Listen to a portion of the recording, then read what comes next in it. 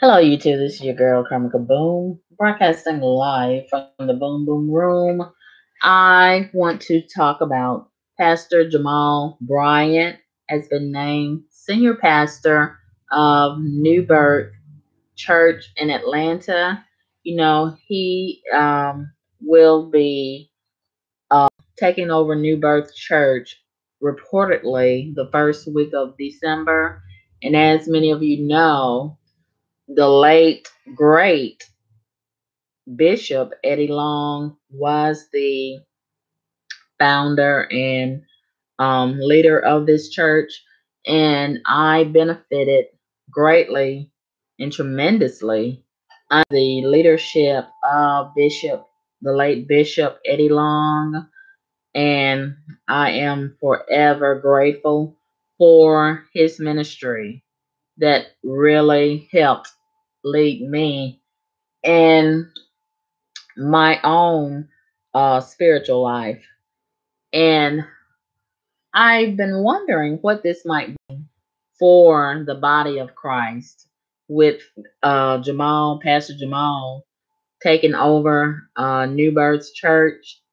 And I'll let you all listen at a recent interview that he did on V103 in Atlanta, where he talks about his expectations, and we'll go from there, and I'll give my opinion about it as we build dialogue surrounding this.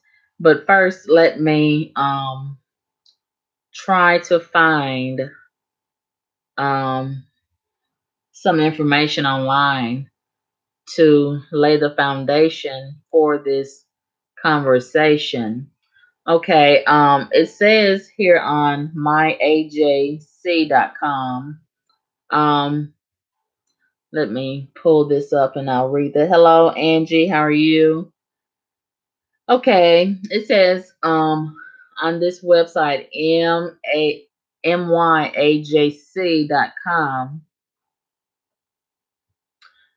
New Birth names Jamal Bryant as new senior pastor. Baltimore, as you know, as many of you know, he is the pastor of a church in Baltimore. And I have been told that this has created a lot of dissension amongst a lot of his members in Baltimore. And they don't understand it because it's been so abrupt and sudden.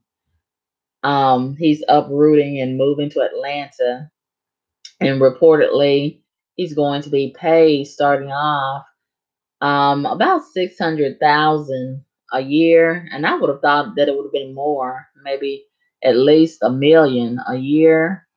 But that's pretty decent nonetheless, and I think they're going to be giving him a home and his own car.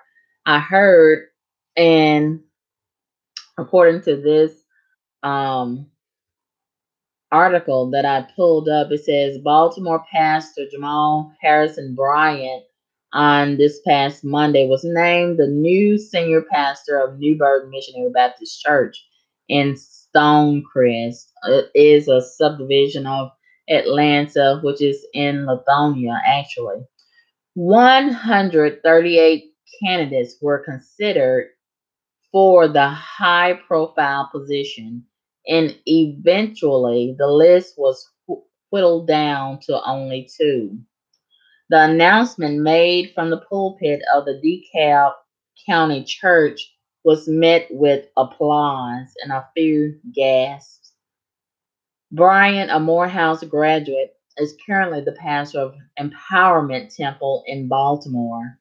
Bryant will deliver his first official sermon as senior pastors, as New Birth senior pastor on December 9th.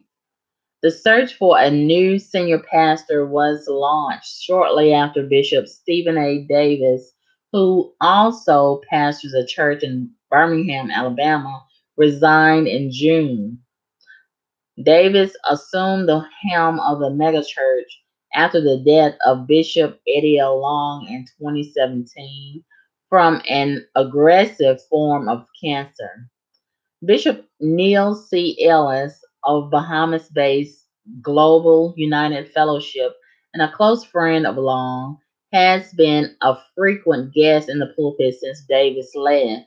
New Birth is going forward, Ellis said upon after the appointed of Bryant was announced.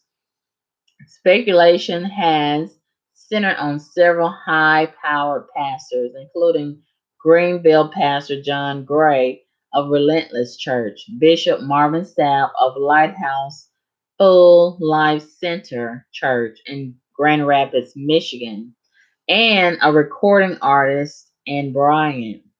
I don't know who the recording artist is. I wonder who that is. Okay, there was some speculation among members that one of them could be named, but all lead prominent churches already. Brian, a 46-year-old author and motivational speaker, founded Empowerment Temple in 2000 with 47 members and has grown to more than 10,000. I'm pleased, said Tracy Johnson, who has been a New Birth member for more than 20 years. I believe he's that pastor who will reignite the fire that New Birth had for a long time. Another member, Peggy Rice, said she planned to pray for her new pastor. It's a new beginning, she said. Ellis has also been involved in the church for a new in the search, I should say, for a new pastor. In the midst of it, I found more than I wanted to know. But what I do know is you need a pastor, he said during a sermon at New Birth on Sunday. Here's my appeal to you, Ella said. I need all of New Birth to guard your spirit, settle your emotions, eliminate your criteria. A lot has gone into this. Is everybody going to be happy about the appointment? I doubt it. No matter who we put in front of you, some people are going to have a challenge, and you may be deserving of those challenges, but you have to trust somebody. He then asked members to give the new pastor a chance and also pray for him.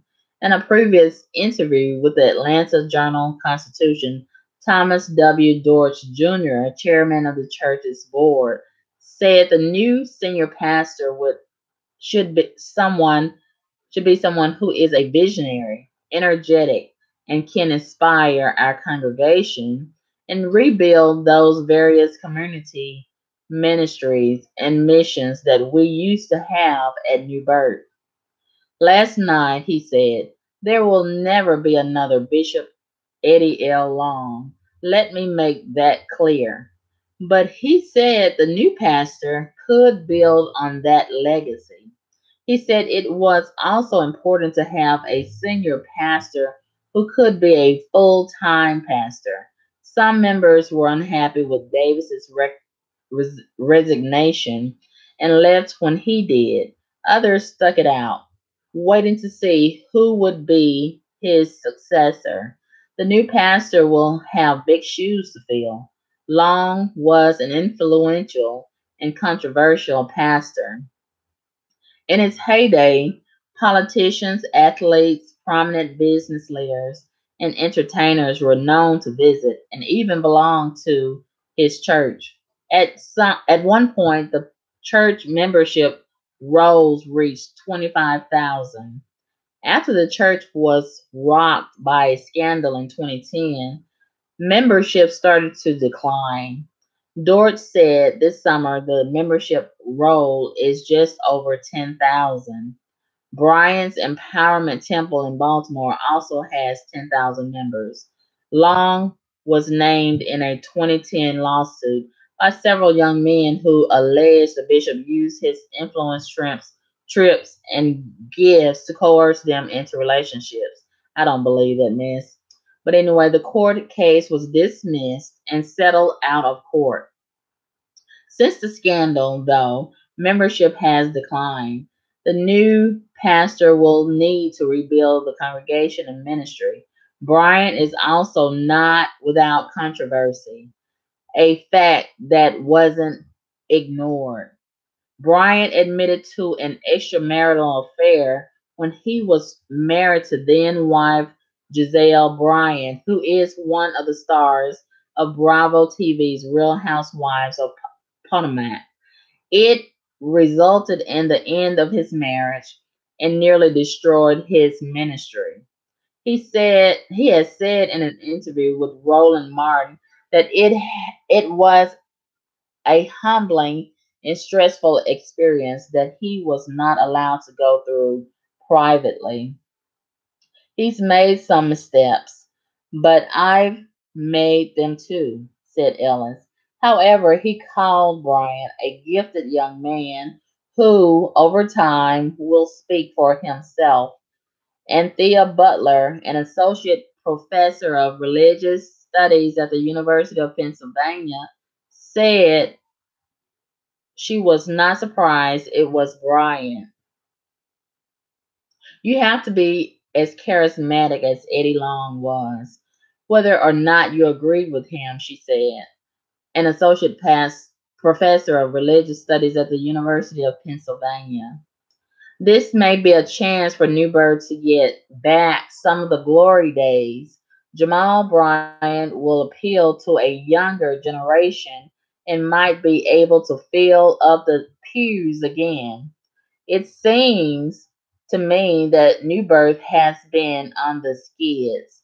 It's not just because they are getting over a pastor being dead for nearly 10 years, 2 years, excuse me, but they are still getting over 10 years of scandal, and that's a whole different ball game. Brian is the third generation in his family to become a pastor. After Bryant delivered a heartfelt prayer, the crowd gave the newly appointed leader a standing ovation. He mentioned Long during his speech, calling the late pastor a real trailblazer. When asked why he would leave Baltimore, Bryant replied, because it's new birth. I realize we've got some work to do. By myself, I cannot. Together, we will. Okay, that was a very nice article. And I would add that allegedly, Pastor Jamal Bryant also is a father to a child outside of his marriage. And as many of us know, he also allegedly and reportedly was involved in an intimate relationship with the singer, the R&B singer Tweet. I really like Tweet. I'm a big fan of hers. I think she's so pretty. And I'm not sure if they're still involved with each other, but nonetheless, I don't think it's a good look for a pastor to be involved in um, sinful situations such as fornication. You know, I think they should lead by example. And for him to have a bastard child and also be married and all of that, it's not a good look. It's not a good look. And can he be influential in the church arena? Sure. But to be in a position as a pastor, I think that's totally inappropriate and out of order. And I have um seen and heard a few clips of Pastor Jamal Bryant, and I'm not convinced that he is someone that I would want to have as my spiritual leader. But he seems to be someone who is struck by cameras and celebrity and materialism and worldliness. All of those things do not fit well when we think of the characteristics of a pastor. In today's world, there is so much secular that is being intertwined into spirituality. And, that is one of the trappings under this Don't Judge campaign. And I feel like that is a campaign that was spearheaded by Satan. You know, Satan understands that God is love, and we operate under the banner of love and the spiritual doctrine. So he used that and manipulated that to persuade a lot of people and the church body to lower their guards and defenses in order for him to sneak in and allow his demons in through the back door and the side walls. So here we are now with this new generation of people who have strategized a campaign and to indict the church. And so many people have been coming out persecuting the church, persecuting spiritual leaders, persecuting the Bible. And it all boils down to they want to tear down the church in order to build their own satanic kingdom on top of the church in the earth, and they want to do as they want to do, and they don't want anybody to question what they do. They don't want to follow the laws of God. They don't want to obey the commandments of God. They want to do their own thing. They can't stand correction, and that is the premise for this hashtag church hurt, and they want to be able to bring rock and roll and twerking and dancing and all of this worldliness into the church. And that is totally out of order. Anytime that I cannot differentiate the difference between the club and the church, we have a problem. And God's people are called to be separated, set apart, different from the world. And I should be able to tell the difference between being in the church and being in a club. And when they both mimic each other and mirror each other, that is a problem. So, in my opinion, I feel like with Pastor Jamal Bryant being named senior pastor of New Birth, I feel like this is going to create dissension. This is going to create a worldly invitation to disparage the church in some degrees because, I look at what Jamal seems to be attracted to and what turns Jamal on. And he's hooked up. I saw a post. It's not an article, a post on his Instagram page recently, whereas he took a picture with Snoop Dogg. And as you know, Dogg, I do not take him seriously at all. And I think it's a disgrace to name him um, Gospel Artist of the Year. And I think his taking on gospel music and doing a gospel uh album is sort of like a parody. It's sort of like um being funny. I don't take him seriously at all. And it's sort of like uh it's very disrespectful. And how can you have one foot in Slutville and smoking dope and doing everything that you want to do in the world? And he even has a song with Lil Duval and some other people dropping dick off. Okay, in one breath you're singing Amazing Grace, and the next breath you're singing dropping dick off. Give me a break, okay? And you know I think it's so disrespectful. It's totally disrespectful. And Jamal, he recently hooked up with Snoop Dogg, and let me pull up the post because I don't wanna tell a lie on anybody, even though a lot of people love to tell lies on me. Let me pull up the post because I believe in being in order. I want to be in order. Let me pull up Jamal's post where whereas he had taken a picture with Snoop Dogg, and he says in the caption that he spent the afternoon with Snoop Dogg and his daughters talking about what church needs to do to reach another generation.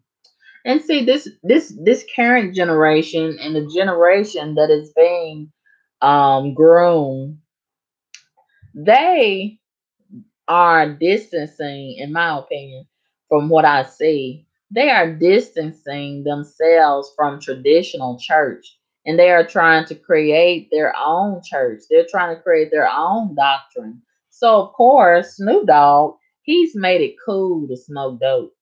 He's made it cool to cheat on your wife while you're married. He's made it cool to do everything that you want to do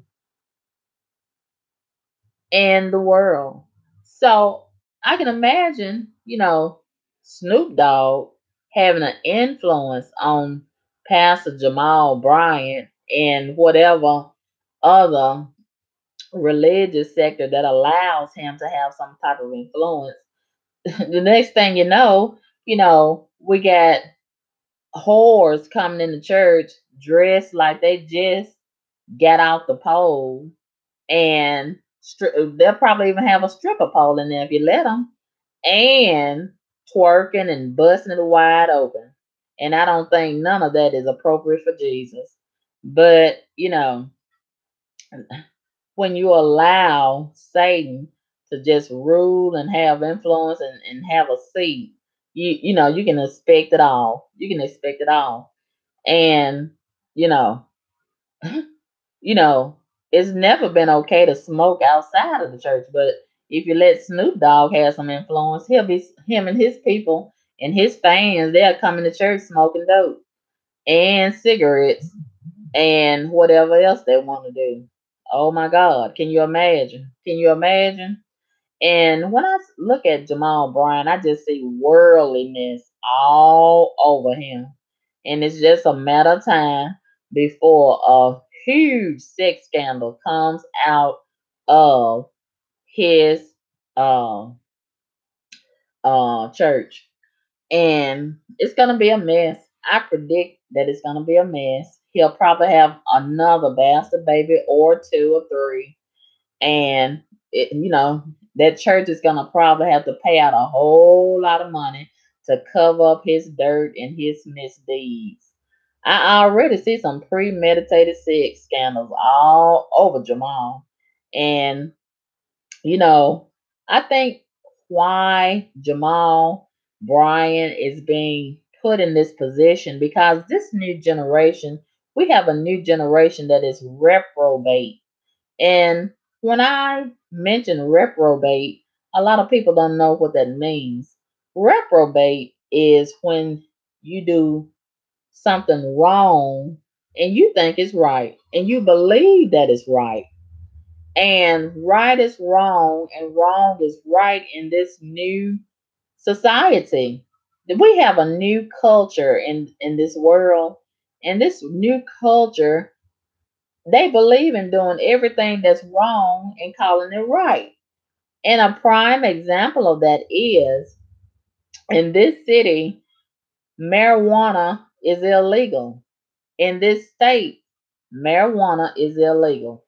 But I am finding more and more people smoking dope and getting away with it. So I had a conversation recently with someone I know. I remember hearing on the news that they were considering creating a law where so many ounces, if the police stop you, they wouldn't do anything but give you a little ticket or whatever.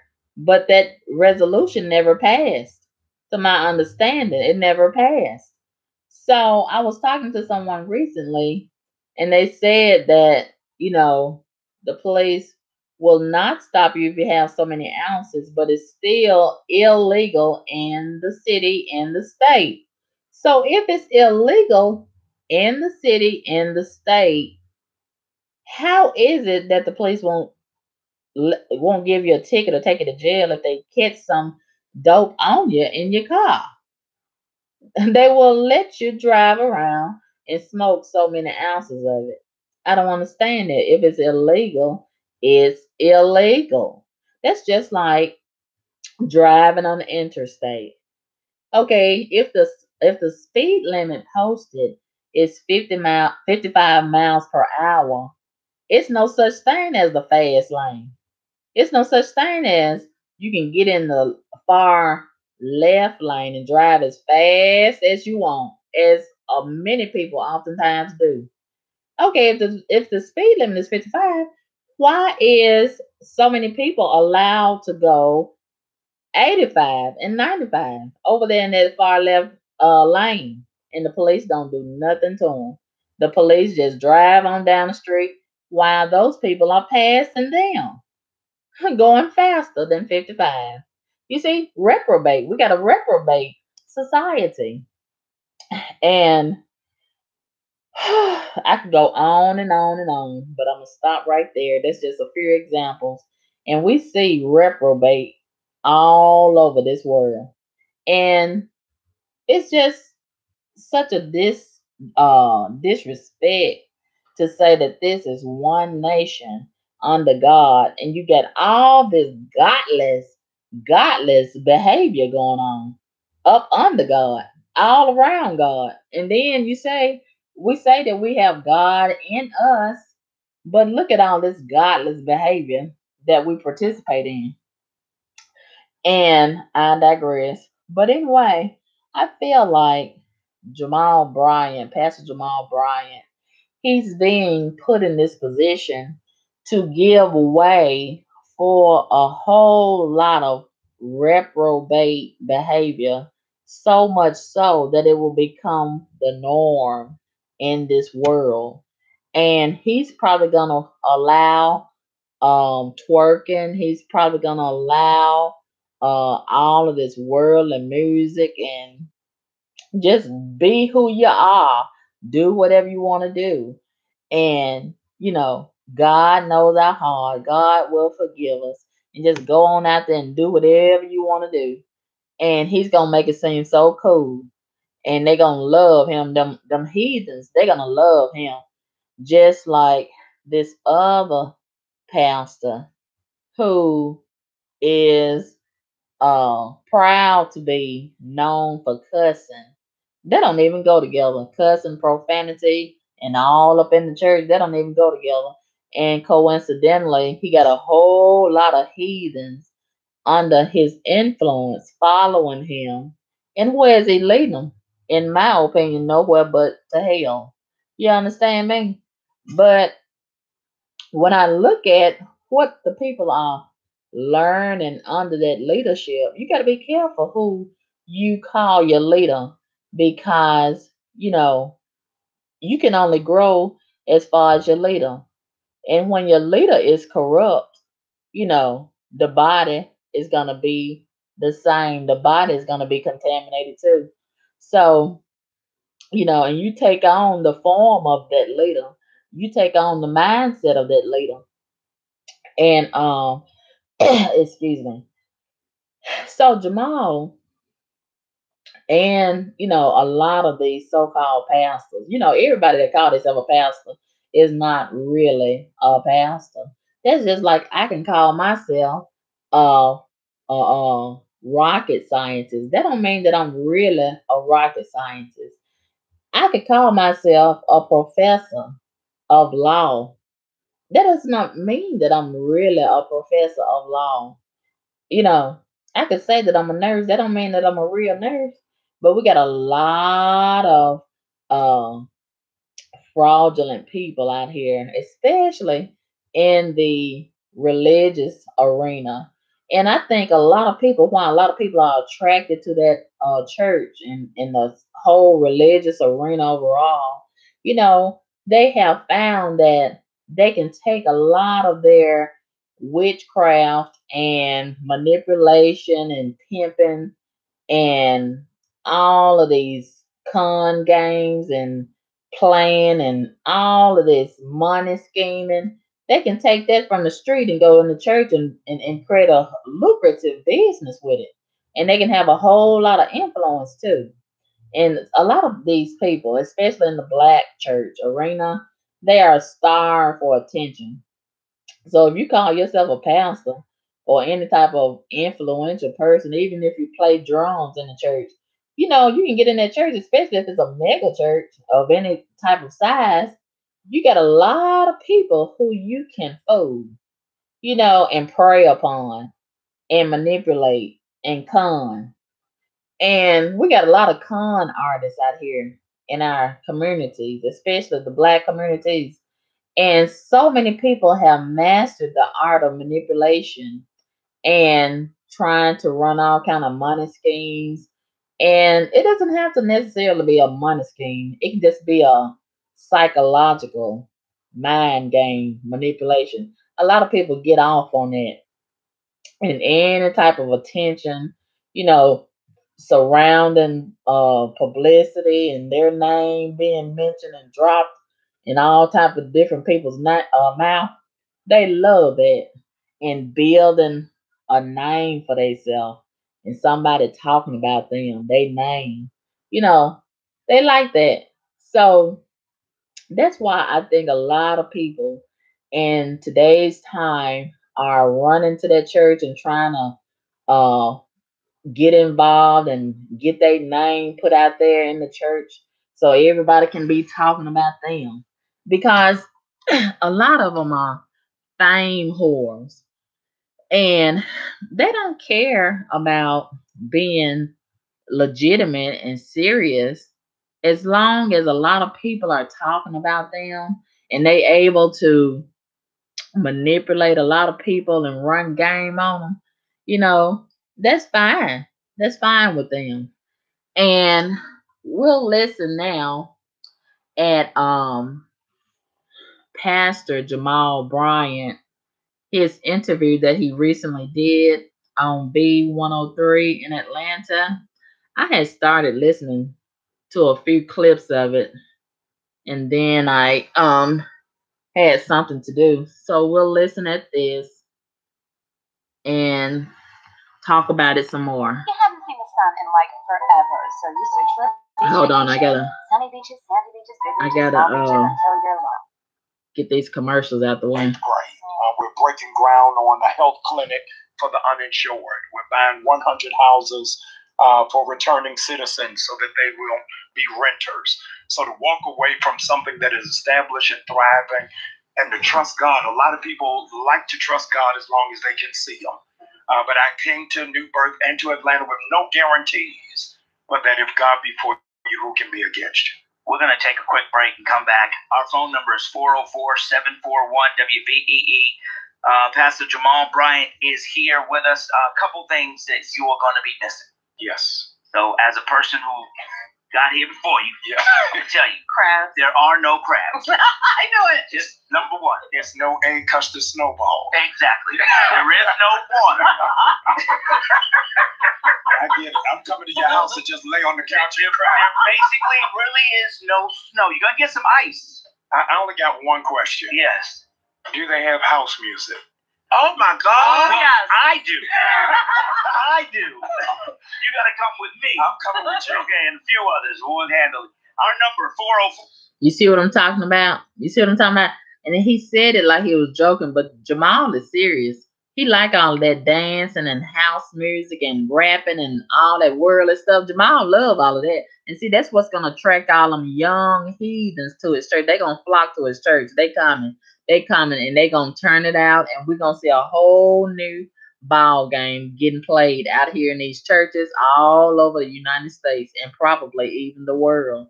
You're gonna make a lot of money because you got a lot of young, lost people that's worldly and they attracted to all of that. Anything that is influential and representing worldliness, they there. These young people, they flocking to his church. They coming. They gonna come in droves. WBEE. Frank and Wanda in the morning on the People Station. We're taking your calls now. Pastor Jamal Bryant is with us right here. He has been, he is the new pastor at New Birth Missionary Baptist Church. What do you think, Atlanta? So, Brian, I don't know why they not putting the doctor in front of you, but I'm from New Birth. I'm a member of New Birth, and I was there last night when we brought you in. You are a powerful man, and we are looking so forward for the change. Look forward to working with you. Frank and Wanda. I just wanted to say good morning, Pastor Bryant. Welcome to Atlanta. We are so excited, and the city is going to be so blessed by your ministry and what you have to bring. We look forward to visiting with you and partnering with you and greetings from your cousins at the Berea Christian Church. Talk to you on Young Road. Thank you. Love you all. Love you too. In the studio right now, Dr. Pastor. Say it right. Jamal Bryant. If they got on you, you put that doctor on there, baby. Well, he has it, so say it. Yes, so Dr. Jamal Bryant, you were picked out of, almost 200 pastors. Yes. To lead New Birth. Yes. Why New Birth? You could have gone to New York. You could have gone to Dallas. Gone to a lot of places. Why New Birth? The reality is, I think people underestimate the real strength of what New Birth is. Bishop Long left an amazing ministry and legacy, not just for New Birth, not just for Atlanta, but for the world. The reality is there is no larger Black-owned landmass in America than New Birth, 270 acres. That's amazing vision. To see that Black people can go from sharecroppers to landowners. Now, what do we do in order to develop it? And so I'm here to really extend that legacy for another generation of people who don't go to church, people who don't ascribe to institutional faith, but know that there's a God and need to find a place to apply it. And so that's why I'm here. Let's talk about some difficult things to talk about. Yes. One of the things that I noticed and I commented to Mo this morning is as I was watching the news or reading the story in the Atlanta Journal-Constitution was the reference back to Bishop Long and the negative side of what the controversy of Bishop Long. Yes. And you're coming in the midst of that controversy to take those people out of that storm. How do you do that? The first is there's an African saying that give peace to the dead so that the living might find life. And so I don't want to say anything, and the world shouldn't say anything about somebody whose good outweighed his bad. And the wonderful thing about the gospel is that God restores all of us. And anybody who can look at somebody else or cast blame on somebody else really is a hypocrite. Some people wouldn't think I should be here as a divorced pastor, but I'm evidence that God can use absolutely anybody. Bishop Long's legacy is so strong, so profound to know that every living president under his pastoral leadership came to New Birth. He was not just the biggest Black church, he was the biggest church in the... Let me pause that for a minute. Now, something that he just said caught my attention. He says God can use anybody. That is true, but it's an order. You got to be in order. It's an order that goes along with that. He can use you as a divorced pastor, but I don't think you need to be in that pulpit. I think you need to be somewhere in that congregation doing something else. I don't think you need to be in that pulpit. That's out of order. State of Georgia. Nobody could compromise or besmirch his vision and what it is that he was able to build. I'm honored to even be attached to his name in the greatness of what it is that he was able to do in innovation. You've always dealt with your own controversies head on, and they've come fast and furious, right? And so, as you begin to build your legacy at New Birth, what do you say to the people who think they've just come out of one controversy right into another? Yeah, that God recycles. Anybody who's perfect is in heaven. But our theology is of such that you sin every day by thought, word, and deed. And what a lot of people do is they castigate people on deeds, but never think about your thoughts. So I say often, be careful of people who claim that they're celibate but have sex in their mind.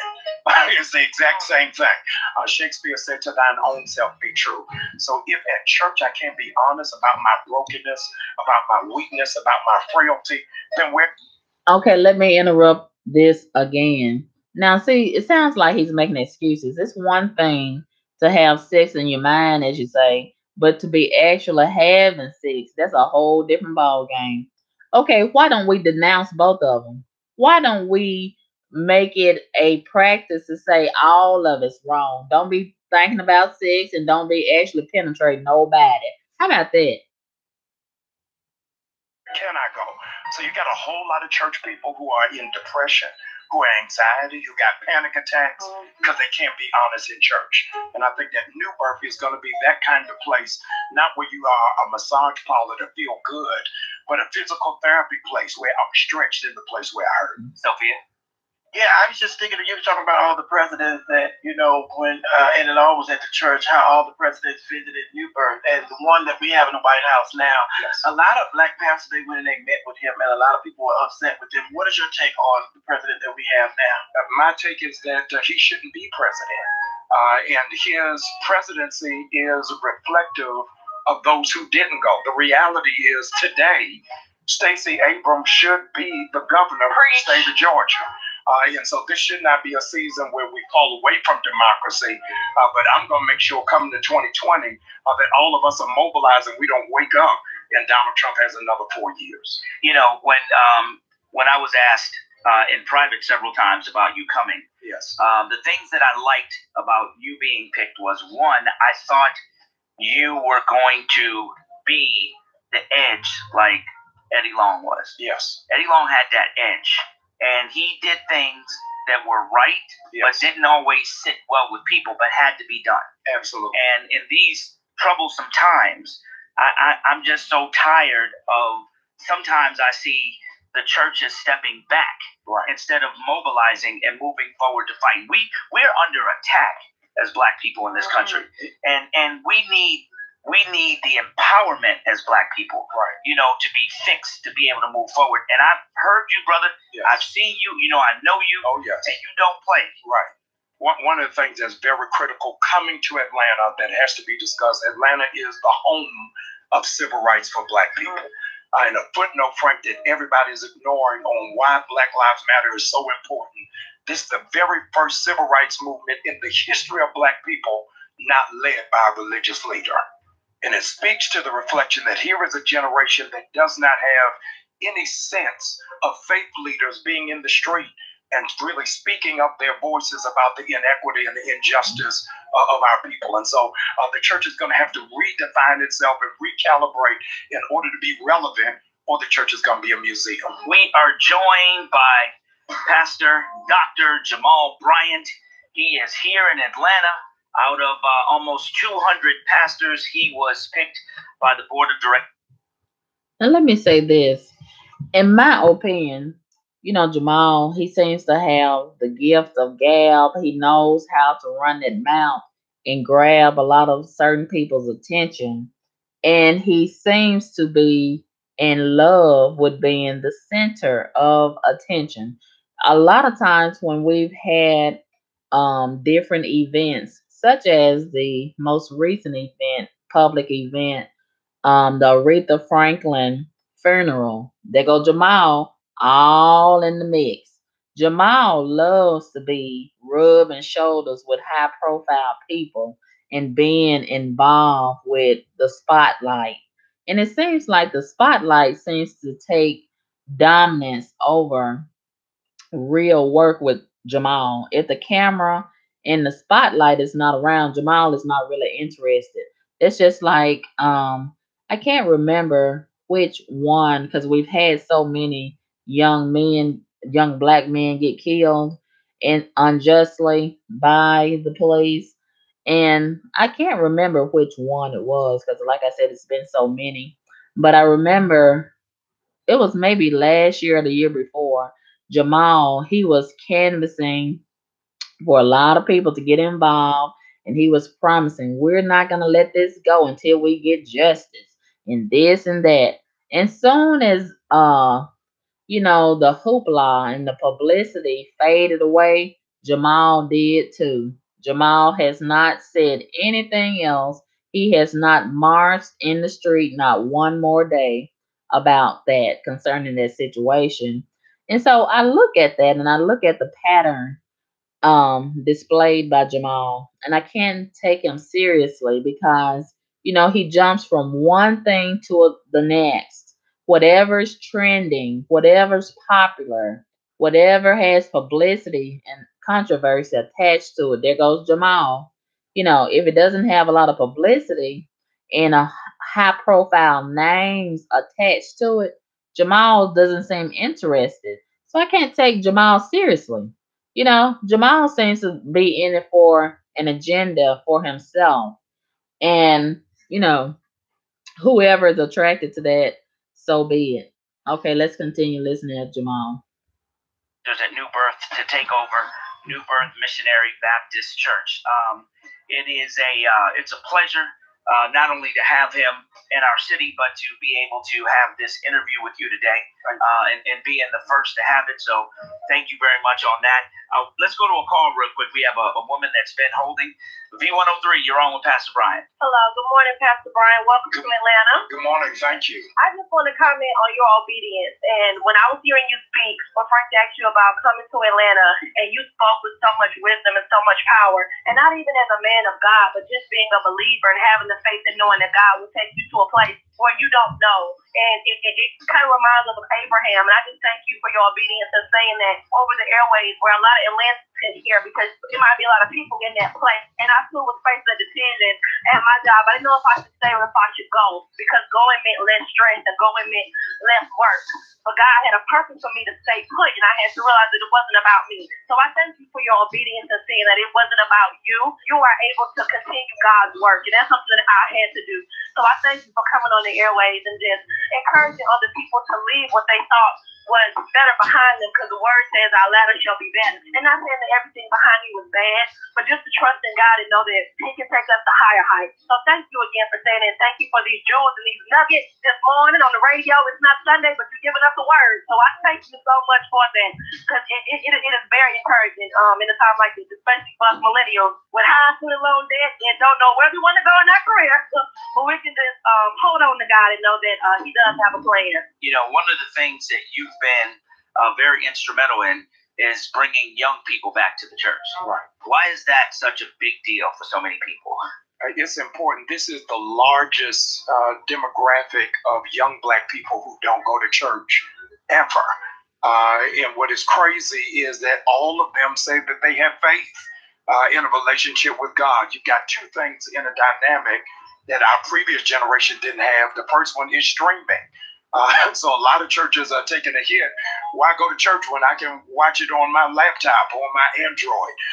But the real power of fellowship is being in relationship. I could have called in to Frank and Wanda's show, but to be here is a different kind of experience and encounter, to meet everybody and to interact that I couldn't get over the phone. And so we've got to begin to rebuild relationships, because social media has crippled our ability to be sociable.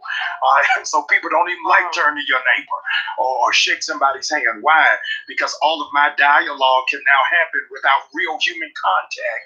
And church forces me to be human. How many people who's listening have people call you and you look at the phone while they call, and then when the call ends, you text them, "What's up?" Because you don't even want the labor of talking to them. Because I'd rather text. And so the church forces you to really come into identity with your own humanity. There's been, you've said things on the pulpit that have people like using words like hoochies. Yes. And you bring it real. Yes. To the flavor of those young people in the church. Yes. I can't wait. No, it's going to be off the talk to these young people here, because it's Atlanta, and people are not getting into relationships anymore. They can't stay together. Relationships are problems. Why is that? Yes. The best sermon out this year was not from T.D. Jakes. It wasn't from Joel Osteen. The best sermon out this year is from Lil Duval. I'm living my best life. And the only way I'm living my best life is I'm not going back and forth. And I'll just leave that blank right now. And you got to get to a place. You got to get to a place that I live my best life by not arguing about who I am, by not defending who it is that I am, or having to justify who it is that I am. My best life is not about the car I drive or the house that I live in, but understanding I am wonderfully flawed. And with all of my issues, all of my brokenness, it's a wonderful life, and it's not connected to tangible things. So let's talk about your best personal life. Yes. So you are a single man, right? Yes. And you're coming to the land of beautiful women, smart women, educated in Atlanta. So, I mean, is your wife out there somewhere? We're not doing this today. I'm just saying. Oh no, you living your life. You are in Atlanta, baby. My inquiring minds want to know. I mean, you are now going to be by far the most eligible bachelor in Black Atlanta. My mother's having cardiac arrest right now. Lucky. Here's what's crazy. I'm the first person in my family to go through a divorce. My parents, come July, would have been married for 50 years. So right now, my mother's in a fetal position, just splashing holy water somewhere. God, do it. Right. I've been divorced now for 9 years. Wow. Frank knows my former wife, Jamal Bryant, you know her. And I had to get to a place of not looking for somebody when I hadn't found me. And a whole lot of people end up in bad relationships because they're looking for somebody to make them whole, and they're not right. So my focus in this season is getting married to new birth, getting married to a whole congregation of people, and right now, last night was our first date. So my focus is how do I really fortify that relationship, because that's what I came here for. Not to be on the prowl, but to be a pastor. All right, last question, Sylvia. Oh, no. I don't feel good. No, you're living your best life. I'm trying, but I feel something coming. No, yes. But Frank was talking earlier about you have a connection with the youth, and the youth comes with, not a lot of tradition. So how are you going to bring the youth together with the old when, you have the old people that are trying to stick to tradition and the youth people are trying to come dressed as you are and, taking selfies and all of that stuff? How are you going to bridge the Here's what's amazing. Nobody can argue that Bishop Long was the most radical, cutting-edge person. So a lot of stuff that preachers have to fight through, I won't have to fight through. Bishop Long thought of it, he could do it. Imagine no other pastor on an Easter built the Georgia Dome twice with 50,000 people. That was the first on the run tour. So to be able to do that for Jesus says that you can absolutely do anything. And so I'm excited about trying different things. Rudy Giuliani, when he was the mayor of New York, said, I'm going to try it, and if it doesn't work, I'm going to try something else. All right. And so that's really the mind frame that I'm coming to New Birth with. All right. So I need you to do us a favor. Yes. You're on the show. Yes. The biggest thing that I do is the inspirational vitamin. Yes. But I want you to lead our city forward. Yes. With a prayer. Yes. Right now. There's a simple prayer that I want to teach everybody in Atlanta that my mother gave to me my first day at Morehouse. And this is the prayer I want you to say every day for the rest of the year. Lord, your will, nothing more, nothing less, and nothing else. Very simple. That's all I want you to pray every day before you go in your job. Lord, your will, nothing more, nothing less, and nothing else. Before you go to bed, Lord, your will, nothing more, nothing less, nothing else. Every person who's listening right now to B103, and you are, in fact, tuned in, I want you to use the hashtag Frank and Wanda. Is that the hashtag? Yeah, right now. Use the hashtag Frank and Wanda. Let's make this prayer go viral. Lord, your will, nothing more, nothing less, and nothing else. Amen. Pastor Jamal Bryant, the People Station V103. Thank you. Thank you. Appreciate you. Thank you. We look forward to having on many more times. I'm coming. All right. All right, everybody. The People Station V103, the ATL's #1 for hip hop and R&B.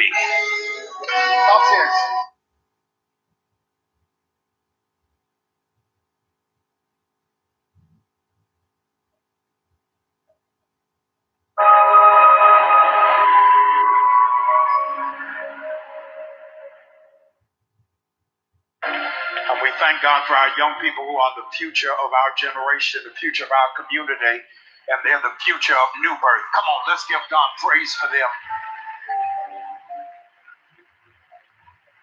While you're yet standing, would you just hug 2 people around you, tell them something good is going to happen to you. Something good is going to happen to you. Something good is going to happen to you. Something good. After all the bad stuff you've been through, you deserve something good.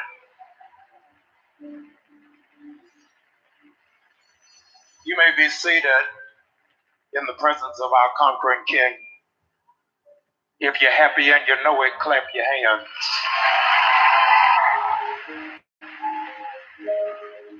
I was glad when they said unto me, let's go into the house of the Lord.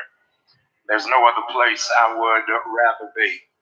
On this Youth Takeover Sunday, I'm looking across this sanctuary, and we've got 2 different generations in the same building. We got Motown and Def Jam in the same building. And all the old school players, y'all make some noise right where you are. The difference between old school and new school, those who grew up old school, Okay, y'all, I'm back. music had instruments, had keyboards, had I had to go use the bathroom. had guitars, had Hold drums. This generation... Let me stop that. Excuse me. I had to use the bathroom. Pardon me. So, you all heard the recent interview that Pastor Jamal Bryant did with V103 in Atlanta. So I'm guessing the next thing will be for him to formally introduce himself as the new senior pastor at New Birth with the church members. I don't know if he's going to wait till December 9th to do that, or have an formal or informal gathering prior to December 9th. But anyway, ready or not, here it is. Ready or not, here it is. So, I know what my expectations are, and I'm pretty sure that Jamal and his congregation of heathens, and I'm just going to go ahead and say it, they are not going to disappoint. I could be wrong. This might be a wonderful thing, and he may be out here saving souls. But I got a feeling Jamal going to be out there saving some panties and some hoes. But anyway, it is what it is. And we are in the devil's domain, passing through. And, all of this is a part of the landscape. It comes with the territory of the devil's domain. A lot of people are influenced by the devil and attracted to the trappings of the devil.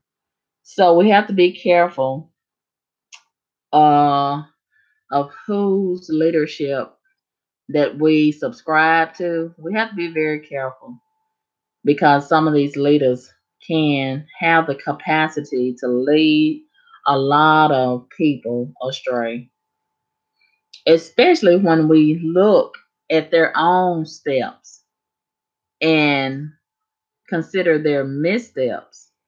It's one thing to make a mistake, but when you consciously make missteps, knowing better, but you continue to go ahead and make missteps, Those are things to be considered. So, we have to make sound judgment and make our own informed decision in those regards. Okay, contract terminator says, I don't trust it at all. It's all a show. People forget Satan owns this world. Yes, this is the devil's domain, contract terminator. So we got to be very careful, especially when, we consider the religious arena. A lot of people who serve Satan, and we know that they serve Satan by their works. Forget what they're saying and the excuses that they use and the manipulation tools that they try to project. Forget all of that. Look at their works. And we know that, who they serve. And, you know, we have to be very mindful that a lot of people who say that they are this, that, or the other, it's all a game. And a lot of people can have a way of tricking us, because the devil, Satan, he's full of tricks. That's what he's all about. He's a master manipulator. And, he has a way with illusion, making things appear one way when they are actually another, making things sound one way when they are really actually another. So we have to be very careful and consider the craftiness of Satan. And I think he's ready to play a new ball game in this new era that we are embarking upon. So, you know, we just have to up our game because Satan is certainly upping its game. But this is really not a game. This is our life, and our life is not a game. And our life can quickly be sifted as wheat and consumed if we play around with Satan. You know, he's a dirty MF. He's real dirty. And his whole agenda, he's only here for three things. He has three goals: kill, steal, and destroy. And he don't care which order that he gets to do it in. If he can do all three, fine. If he can just get one, great. But those are the only reasons for Satan's existence: kill, steal, and destroy. So we have to keep that in mind and move with precision around those three goals that Satan has in mind.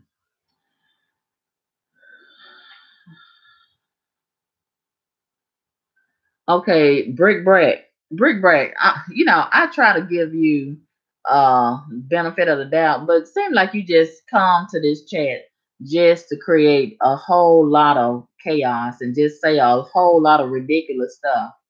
And brick break. I'm just gonna be honest with you. I'm getting real sick of you.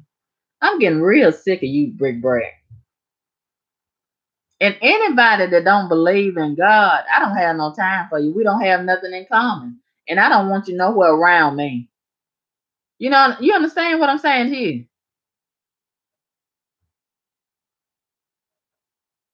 If you don't believe in God, you got to believe in something. And if you don't believe in God, do you believe in Satan? Do you serve Satan? You're behaving like Satan in a whole lot of ways, brick bread. And I'm not gonna keep on fooling around with you. You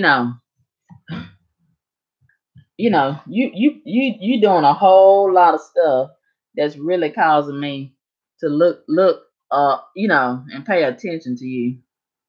What is your point here?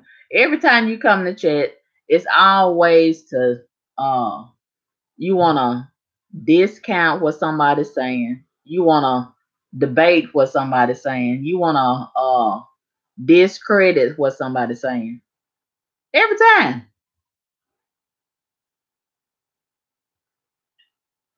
Okay, you say you do believe in God, but you just said Satan is like a boogeyman. Neither exists. So when you say neither, you saying are you saying that about God and Satan? Who is neither? When you say neither, that's more than one. Okay, you said the Jewish faith does not believe in Satan or hell. It's just the truth. I just believe people are inherently evil regardless of Satan. Okay, so you Jewish? Are you Jewish?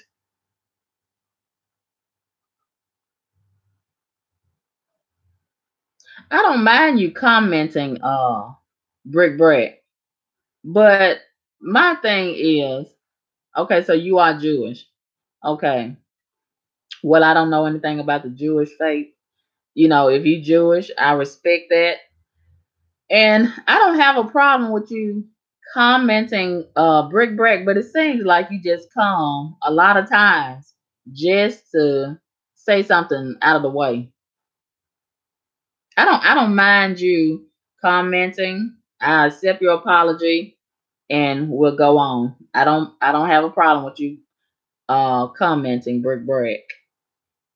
Okay. So you say that you are Jewish and the Jewish faith does not believe in Satan or hell.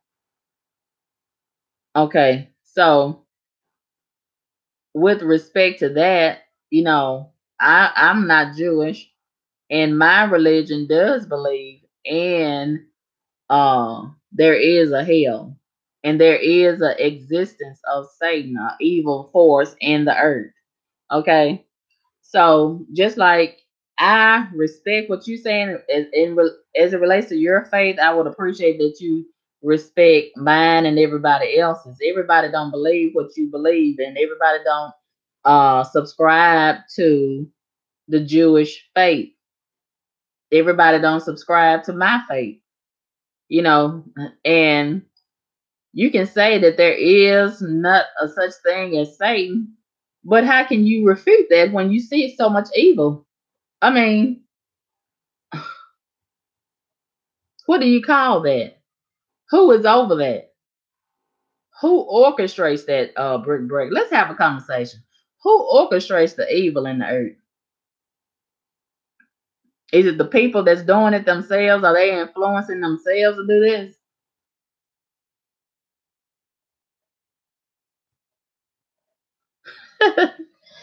Brick break, you don't want to comment anymore. Okay, I'm not gonna force you to comment. If you don't want to comment, I respect that, and we're gonna move on. Hello, no name. No name says Jews have a slightly different concept of Satan and hell. Okay, okay. Let me ask this question: the Jews, okay, is that the same as the priests that have allegedly been molesting the boys in the church? Who is that? This the Catholic. Okay, is that two different people? The Catholic and the Jews, are those not the same? I'm kind of ignorant when it comes to those two because I don't know anything about either one. But the Jewish, okay, you said it's the Catholic. Okay, so the Jews, okay, what do they believe in? What do the Jews believe in? Since you say that there is no Satan, what do they believe?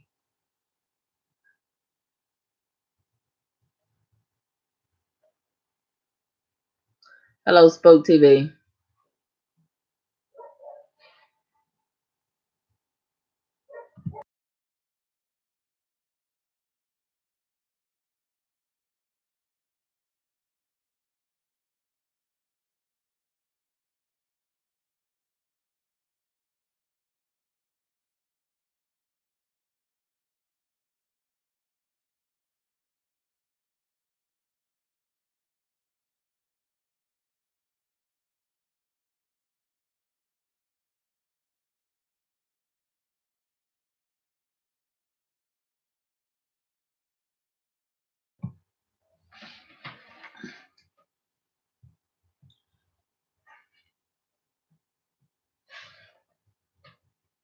Okay, Brick Break, you saying Christianity comes from Judaism.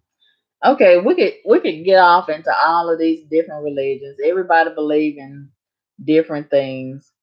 But, you know, I believe there is God. I believe in God. I believe some people don't believe in Jesus. I believe in Jesus. I believe in the Holy Spirit. I believe there are angels in the earth as well as in heaven. And I believe, there are demons. Just like when Satan was kicked out of heaven, I don't believe he came by himself. I believe he brought some people with him. And those are demons. And they have taken on, just like he's crafty and full of illusions, I believe that Satan has allowed a lot of these demons to impregnate human beings and create other demons. Now, that may sound crazy, but I believe that. And a lot of these demons have taken on human likeness. I don't believe they real. I don't believe they're real humans. I don't believe a lot of these people that's walking around. I don't believe a lot of them are real humans. I believe they are demons, and they are dressed up in costumes. Just like Halloween, they walking around in costumes. That's why they love to get pregnant and parade around and promote baby bumps and all this kind of stuff, because they proud to be having a half human baby and populating their society. That's what I believe. I know that sounds crazy to a lot of people, but I believe it. And, you know, whatever we believe, we cannot dispute that there is one God in this one earth.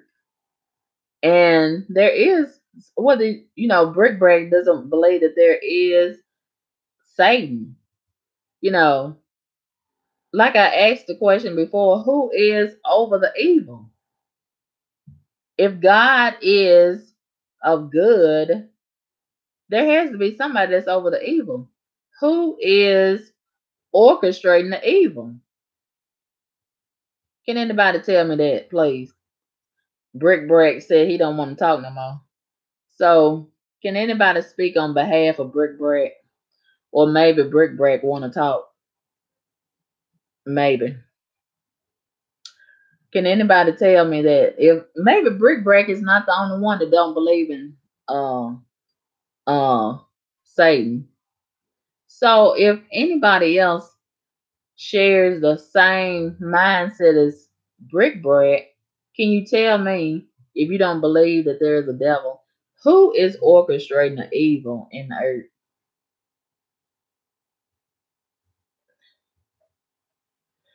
Okay, Brick Break says we can agree. We all agree. I believe in God and the power of God. We part ways on Satan in a hell.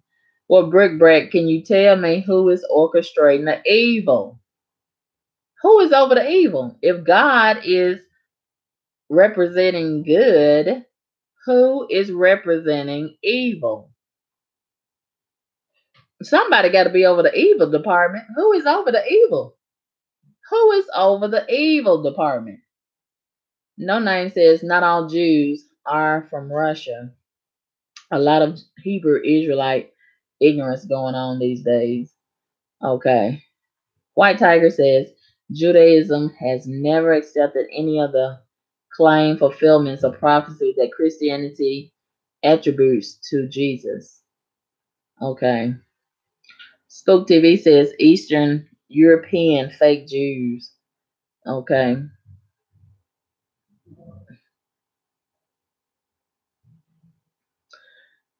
Okay.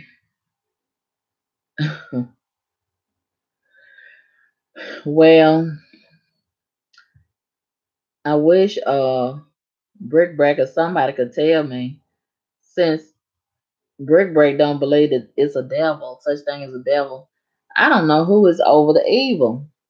Who is over the evil? Can anybody tell me that?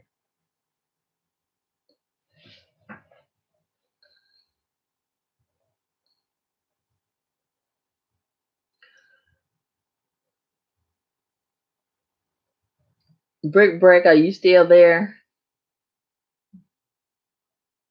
I'm not trying to put you on the spot. I'm just seriously want to know if you don't believe that it's a such thing as a devil.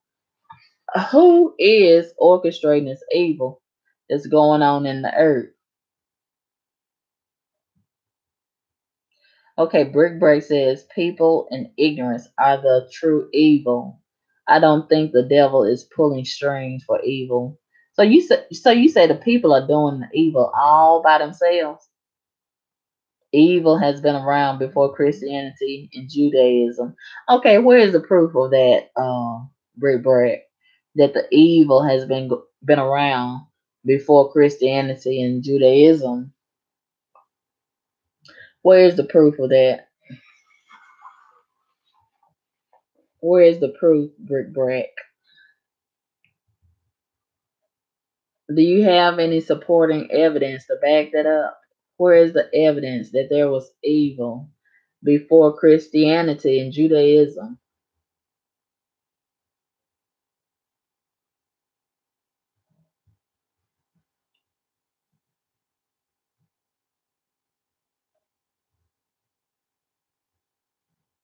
Okay, White Tiger says the history of Satan is described in the Bible in Isaiah 14:12 through 15, and Ezekiel 28:12 and 19.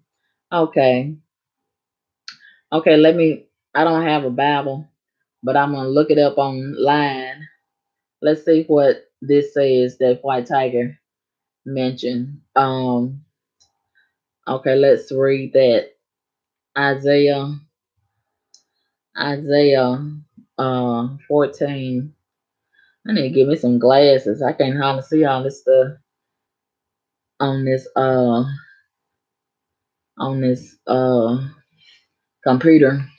Okay, let's see what this says. Isaiah 14:12 through 15.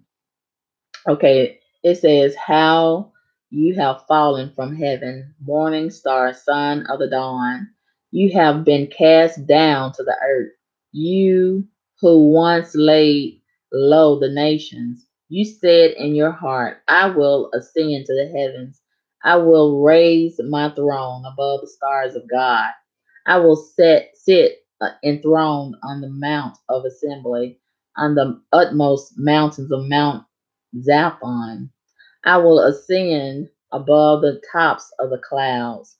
I will make myself like the Most High. Oh, that do sound like Satan right there. He always trying to pretend and imitate God.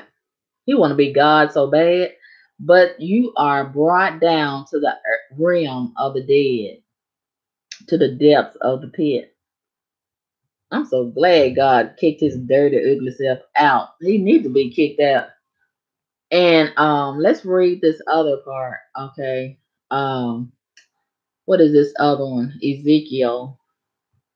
Ezekiel. I like how that sounds. Ezekiel. Ezekiel. Um, Ezekiel 12:19. Okay, let's read this.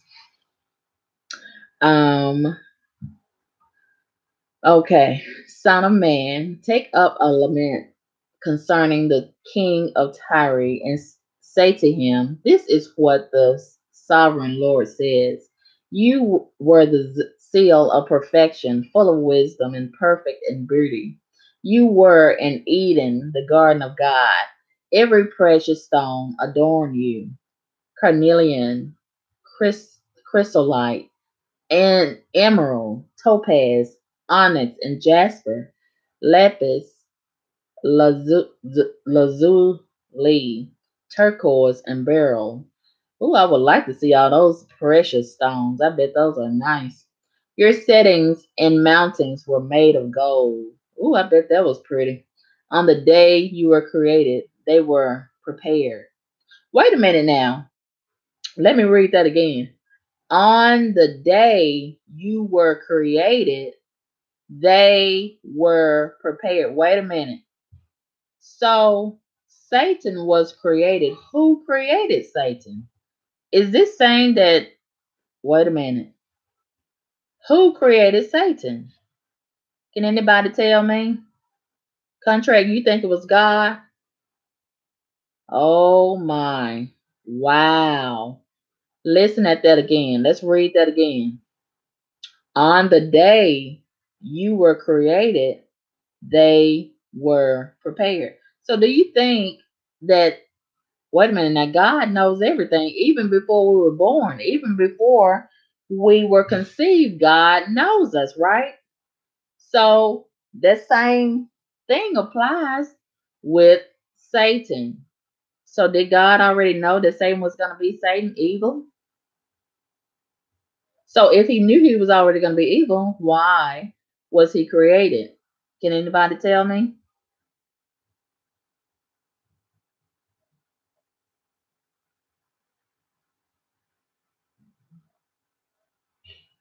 Okay. That's really interesting. I need to really study that part. Okay. On the day you were created, they were prepared. You were anointed as a guardian cherub. Now a cherub is something like a angel, right? Isn't that right, y'all? A cherub. Cherub. That's something like a little chubby angel. Isn't that right? Not all of them are chubby, but a lot of them are. Okay, you were anointed as a guardian cherub. For so I wait a minute. For so I ordained you. Okay, so Satan was really anointed. He was appointed, anointed to be a guardian cherub. You were on the holy mount of God. You walked among the fiery stones. You were blameless in your ways from the day you were created, till wickedness was found in you. Oh, okay. So this is not confusing, but it's making me think. Okay, God knows everything before he knows us before we were conceived, right? So when he created Satan, if this is true, the way that I'm reading this, I would assume he knew he was going to be wicked. But it says here, you were blameless in your ways from the day you were created till wickedness was found in you. Do y'all hear that? Do y'all hear that part?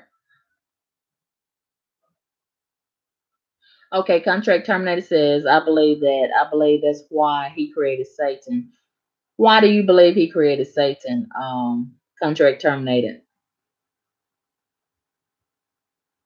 Okay, do you believe, are you saying that you agree with No Name? No Name says, Islam says that evil exists as a trial for us. Now, I can agree with that because when we are presented with evil, it does challenge us. It does challenge our character. That's just like if somebody come and knock me upside the head right now, am I going to pray for them? Am I going to say, "Oh, I forgive you for knocking me upside my head," or am I gonna take my fist or a bat and knock the HELL out of them? Which one am I gonna do? It challenges us. It um is presented as a trial for us to examine our faith, our character. I believe that. I can go along with that. Okay. Um, Spook TV says God created Satan to keep man in check. Okay, I can go along with that. No Name says Islam would say it's okay to seek eye for an eye justice, but it is better to forgive. Okay, Brick Brack says Jews do not believe in the existence of a supernatural omnibenevolent figure. Muslims do not regard Satan as the cause of evil. Okay, contract terminator says and it seems like evil doesn't phase people too much. They actually prefer it, sinning. Okay, let me finish reading this. Through your widespread trade, you were filled with violence and you sinned. So I drove you in disgrace from the mount of God. Ooh, God was disgraced with him. He drove him away. And I expelled you, guardian cherub, from among the fiery stones. Your heart became proud on account of your beauty, and you corrupted your wisdom because of your splendor. So I threw you to the earth.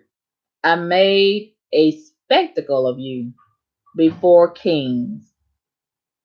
By your many sins and dishonest trade, you have desecrated your sanctuaries.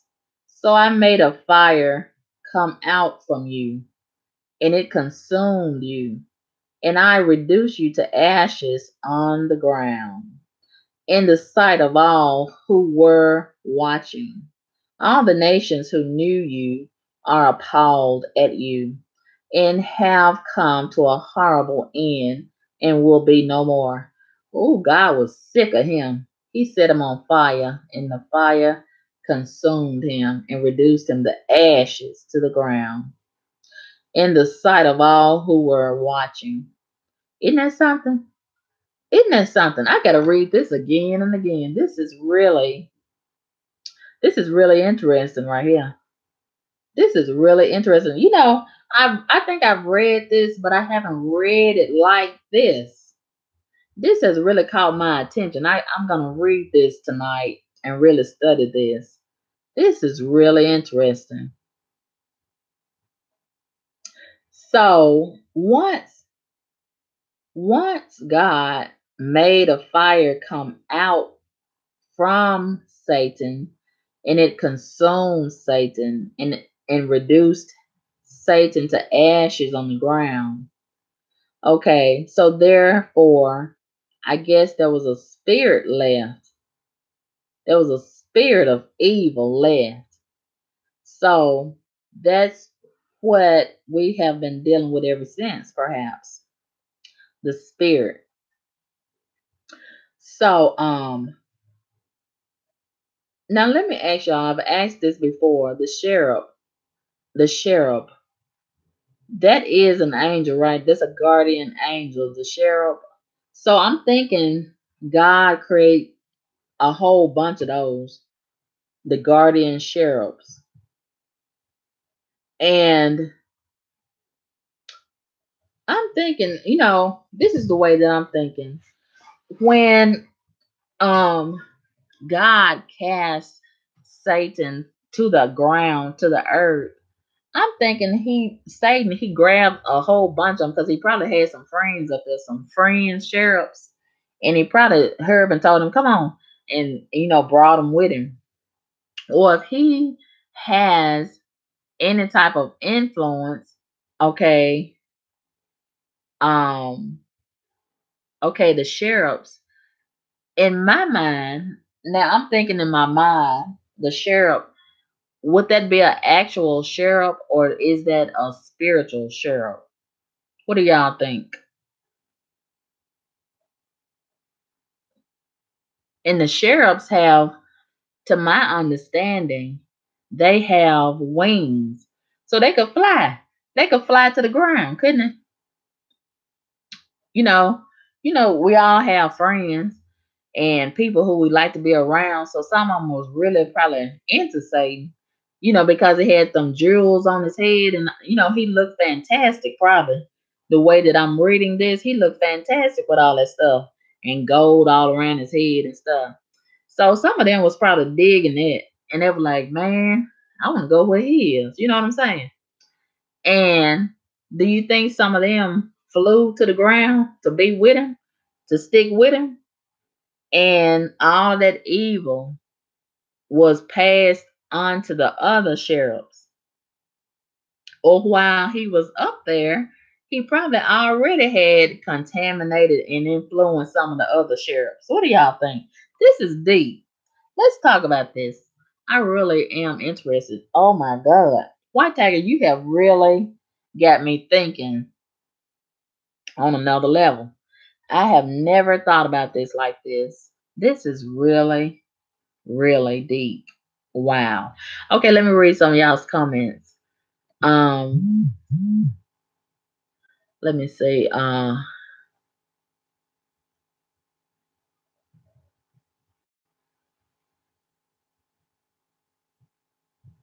Okay, contract terminator says it, and it seems like evil doesn't phase people too much.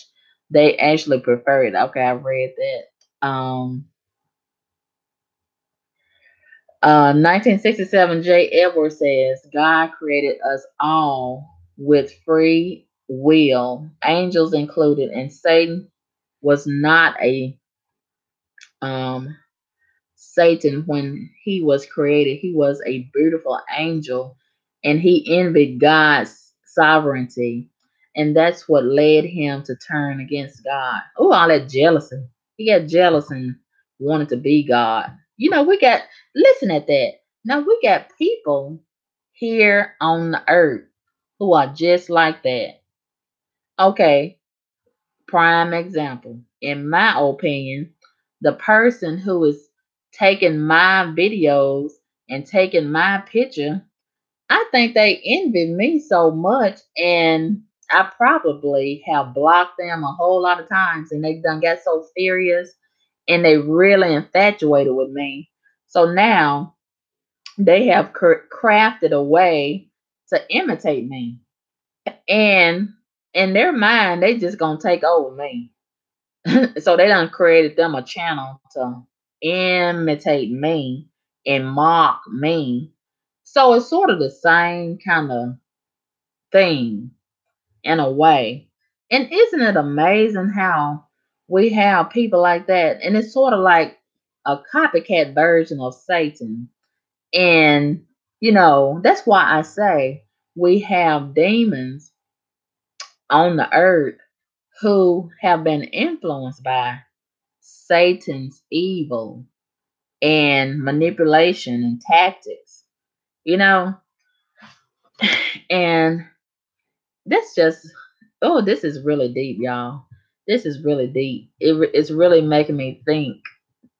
It's really making me think really intensely about all of this right now.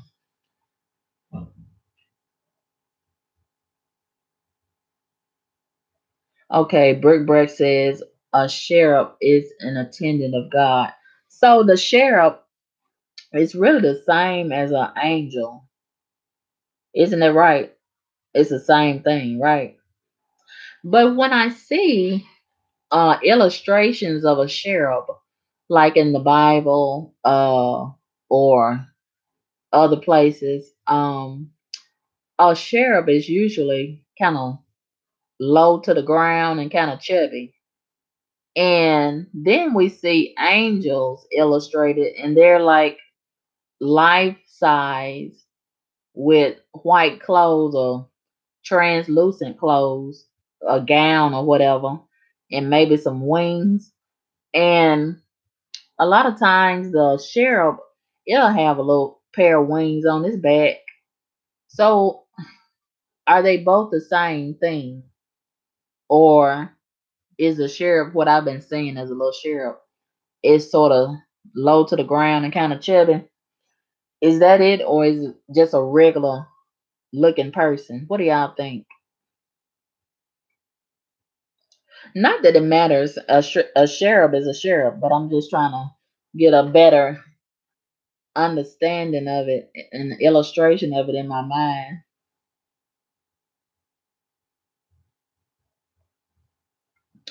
And once I started thinking about this, okay, God created um Satan, and he put all these jewels on his head, on the crown, and gold, and laced it with gold and everything. So Satan got boisterous and wanted to be God, wanted to take over God's sovereignty. So God is all powerful. to my understanding and my belief, God is all powerful. So how can Satan think that he can take over God when he don't have no power? You know, he can just have influence. To my understanding, he has absolutely no power, but he has influence. He can get us to think certain things that are evil, but it's up to us to allow those thoughts to manifest. Therefore, God has given us power, you know, but God is most powerful. God is most high. So we're not as powerful as God, and Satan is not powerful. Like I said, he can only influence us by giving us an evil thought, you know, go knock that person out, go and use their credit card, uh go steal their car, go get in a house and take their TV, uh go and impersonate this person and do all kind of low down things to them, stuff like that. But as far as having power and influence is two different things. Am I right or am I wrong? What do y'all think about that? Okay, 1967, J. Edwards says, just like Judas, when he was chosen as one of the 12, his heart was good, but the greed allowed him to turn against Jesus. It's not that when he was chosen that he wasn't good, but his free will allowed him to go against Jesus. Okay, no name says, but wouldn't Jesus already know what Judas was going to do? Now that's a good analysis. You know, I would think so, no name. I would think that he would already know.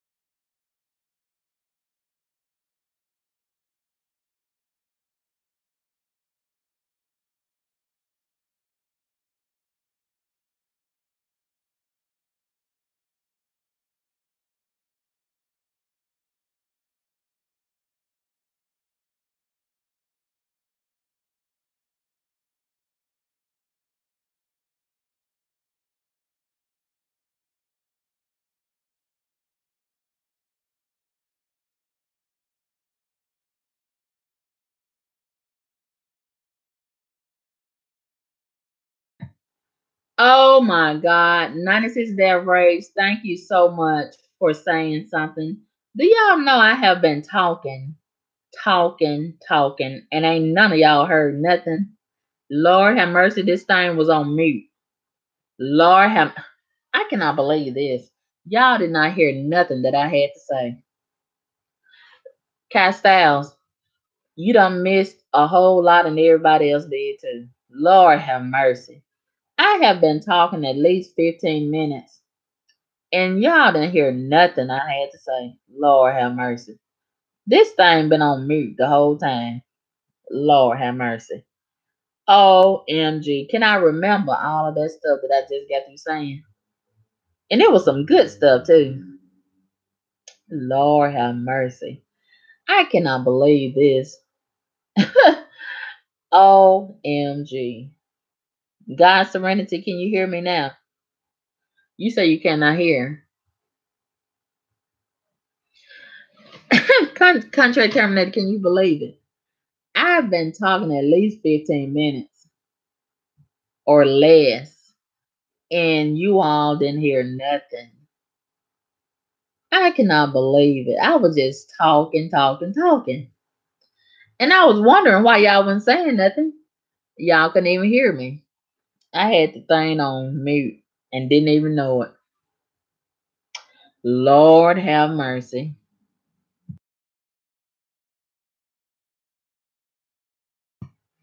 Oh, y'all, please excuse me for that. Oh my gosh.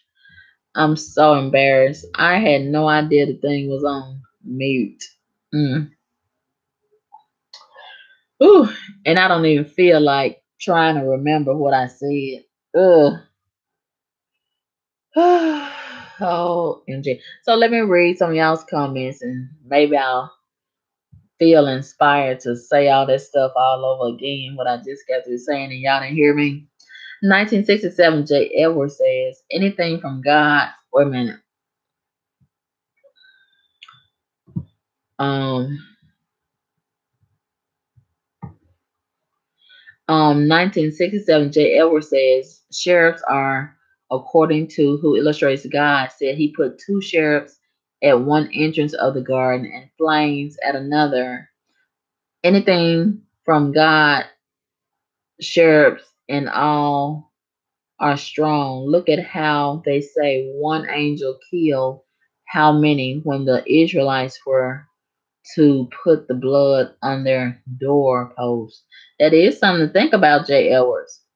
That is something to think about. So, in that sense, I guess we can say that God is giving authority, aka some of his power, to the sheriffs that he authorizes to do certain things.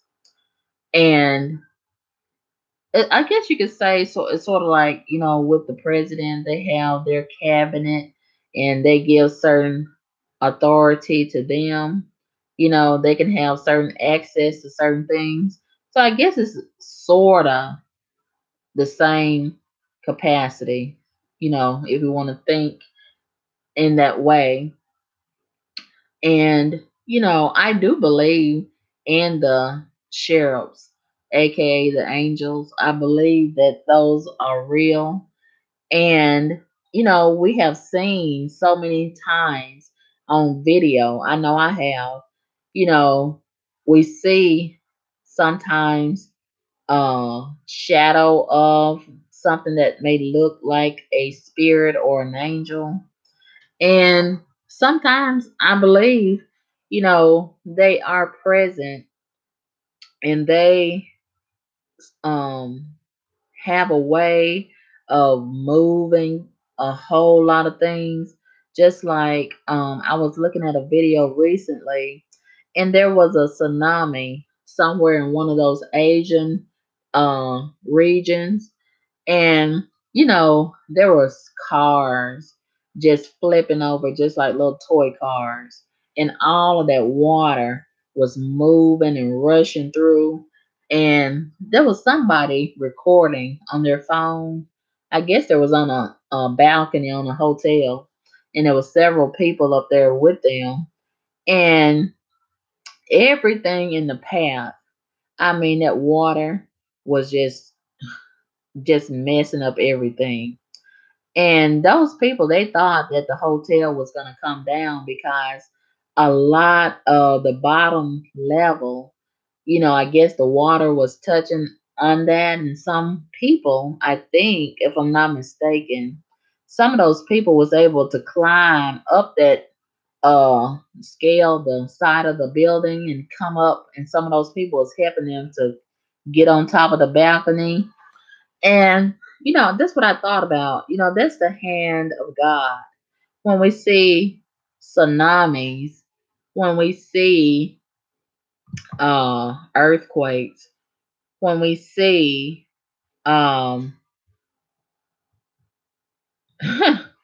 when we see do I even want to I don't even want to acknowledge trash. No. No. No. No. No. No. I will not. When we see tornadoes, when we see a whole lot of things that happen, and it's things that we could not do on our own, and we see a lot of life being salvaged, that has to be the hand of God. And perhaps from some assistance from the cherubims, the angels.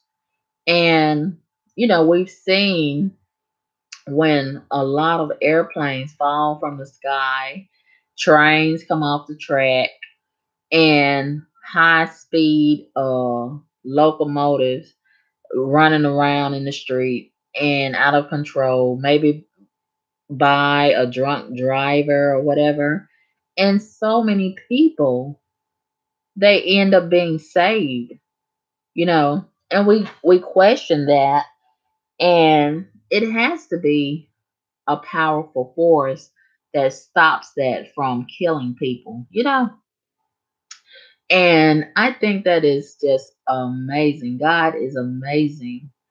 And that's why we have to be careful, especially when I consider the trash that oftentimes, just like one of the trash just came to the chat just now, and I mean, it's a demon. It's a demon trash, and you have to be very careful about messing with a child of God. And I am a child of God. Do you know God will kill you in your sleep? Do you know He will destroy you from the earth? He will give you a disease. Just like, and I'm not trying to be ugly, I'm being real. Just like, and I'm not saying this to be malicious or whatever, but just like, let's consider this one person who was messing with me here on YouTube, made all kind of videos about me, said all kind of ugly things, trolled me. The fans of this person trolled me. And look what's done happened to this person. Full of HIV. Full of it. Getting ready to die. Got one foot in the grave and the other foot on YouTube. Okay? And you got to be very careful about messing with a child of God. Do you know that you can get a terrible disease? You can die in your sleep. You could get shot in the back of your head while you're sitting there on YouTube messing with me. Somebody could shoot you, drive by and shoot you in your head through the window. All kind of awful things, could happen to you when you messing with God's people. Do you think that God gonna keep allowing you to just bother His people and create havoc in the earth and chaos and just be full of evil and be a coward hiding behind a keyboard? Do you do you know how powerful God is? But you don't have to listen to me. You don't have to listen to me. Just keep on messing with a child of God. God can strike you with a terrible case of diarrhea. And you won't even have time to mess with me. You'll have to be sitting on the toilet, just doo-doo and shitting all day and all night. And the doctor can't even help you. You understand? And, you know, I'm telling you, I have seen it happen so many times. God will kill the adversaries that mess with him and his people and his plan. Do you understand me? He ain't gonna let nothing evil get in the way. He's not gonna do it. And I have such faith in God. And I'm trusting God.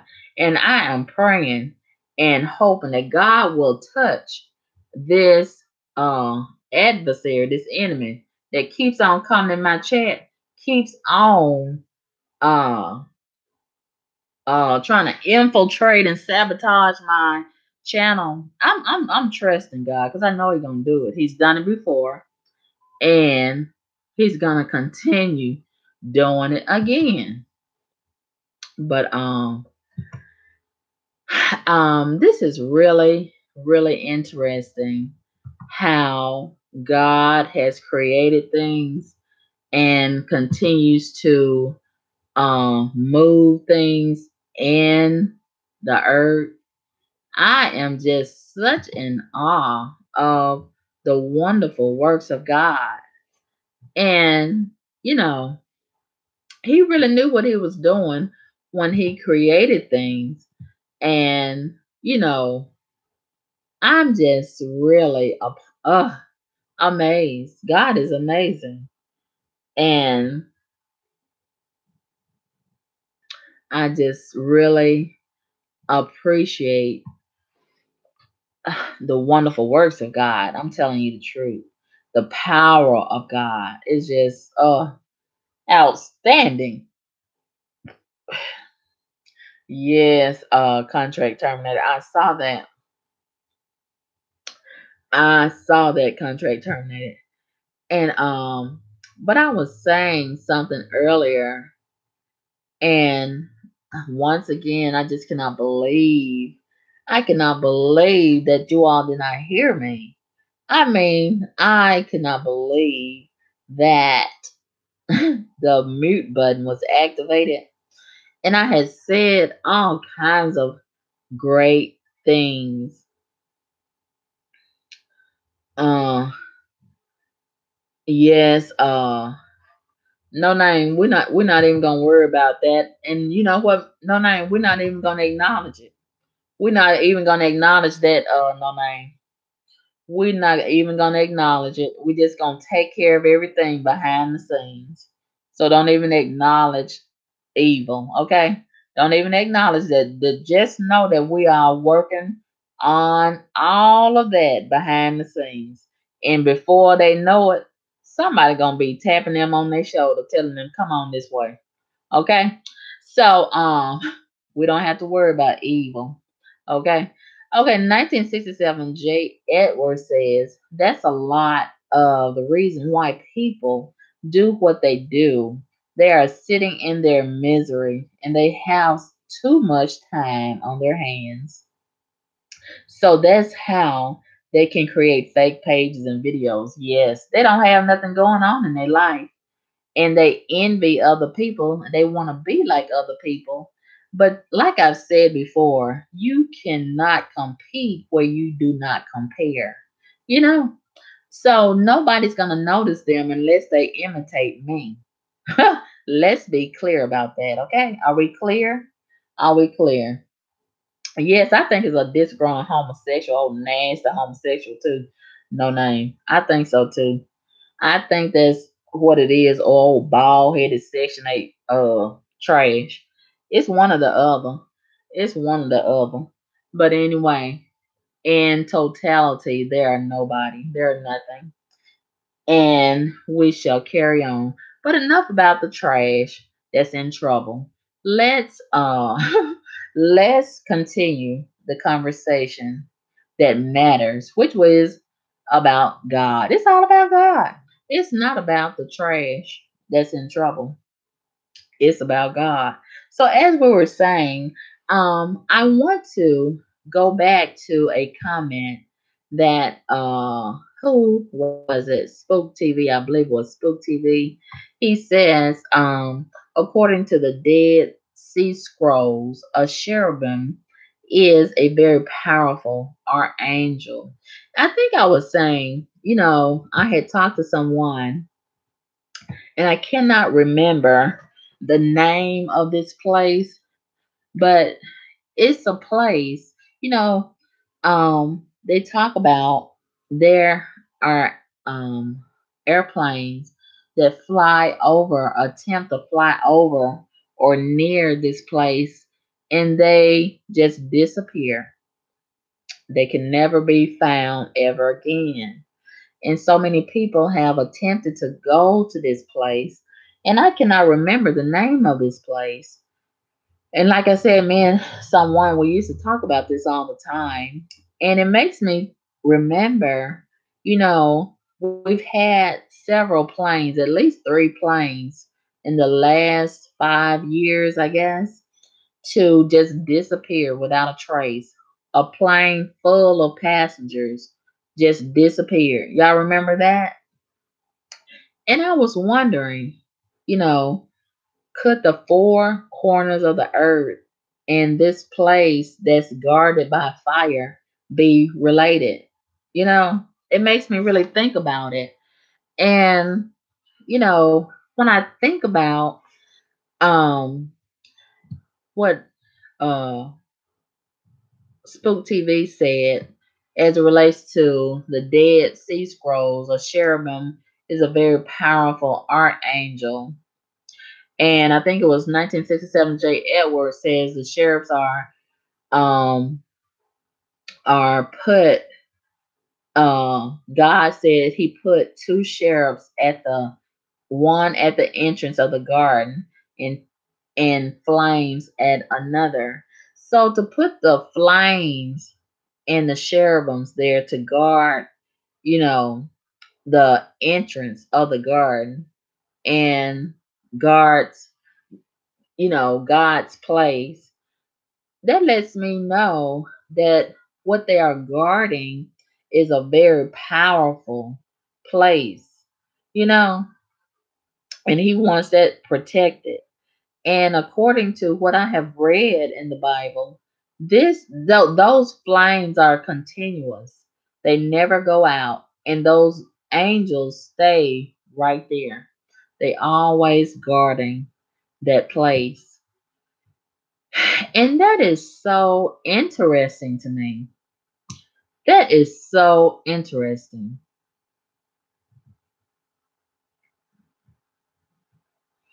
That is so interesting. And um, I am really interested in reading so much more of that. And, you know, I can just imagine how beautiful that must be, especially if God took the time to create what is described as something so beautiful, as far as the crown of jewels that was placed on Satan's head, and it was laced with gold. Can you imagine how magnificent, how much more magnificent that the place where God is? Can you imagine? No name. Don't even, once again, no name. Don't even acknowledge that evil. Please. When you acknowledge the trash, that's what they want. We don't even acknowledge. We don't even acknowledge, okay? We're not even gonna acknowledge it.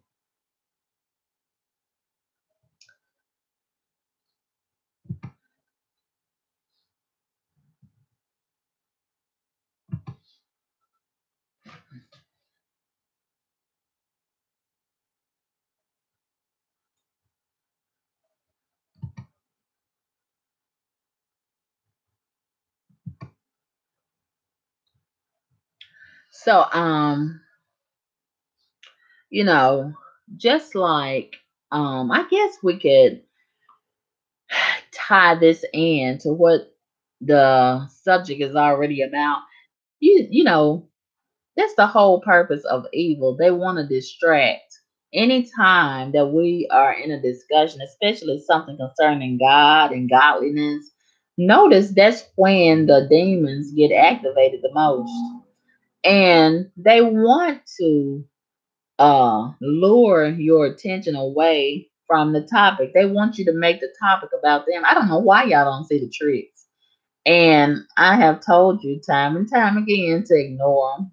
But y'all just so some of y'all just so interested in the trash, and you just you allow them to pull you away, and it's a trick. It's a trick, and I'm not even gonna acknowledge them.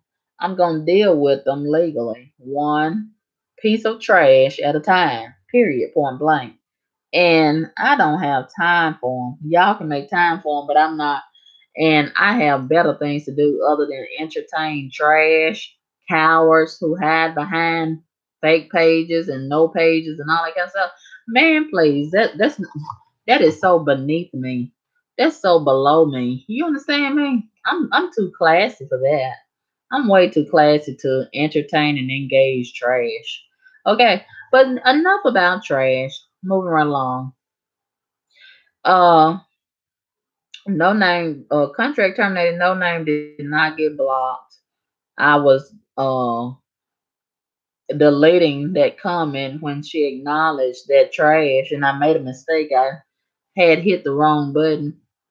I meant to hit the remove the comment, but tab, but I hit the hide user tab by mistake, and I did correct myself. Thank you for bringing that to my attention. Contract terminated, and but enough about that. Um,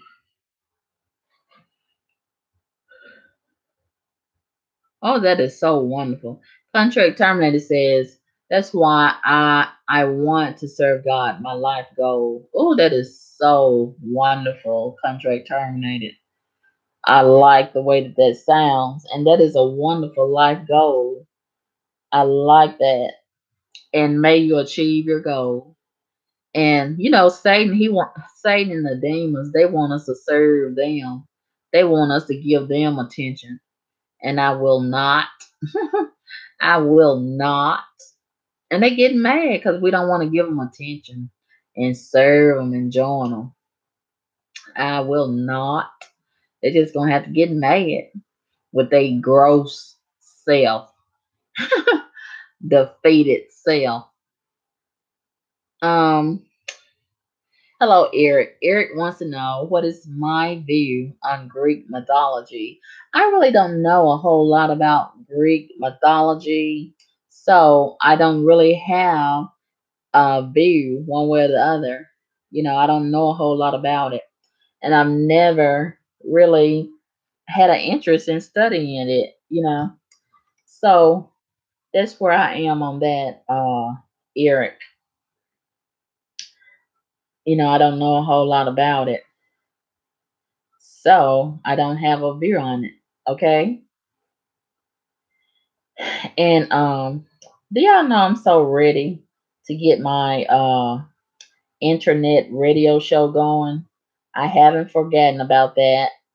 So I will be able to talk to you guys on the line and hear your voices.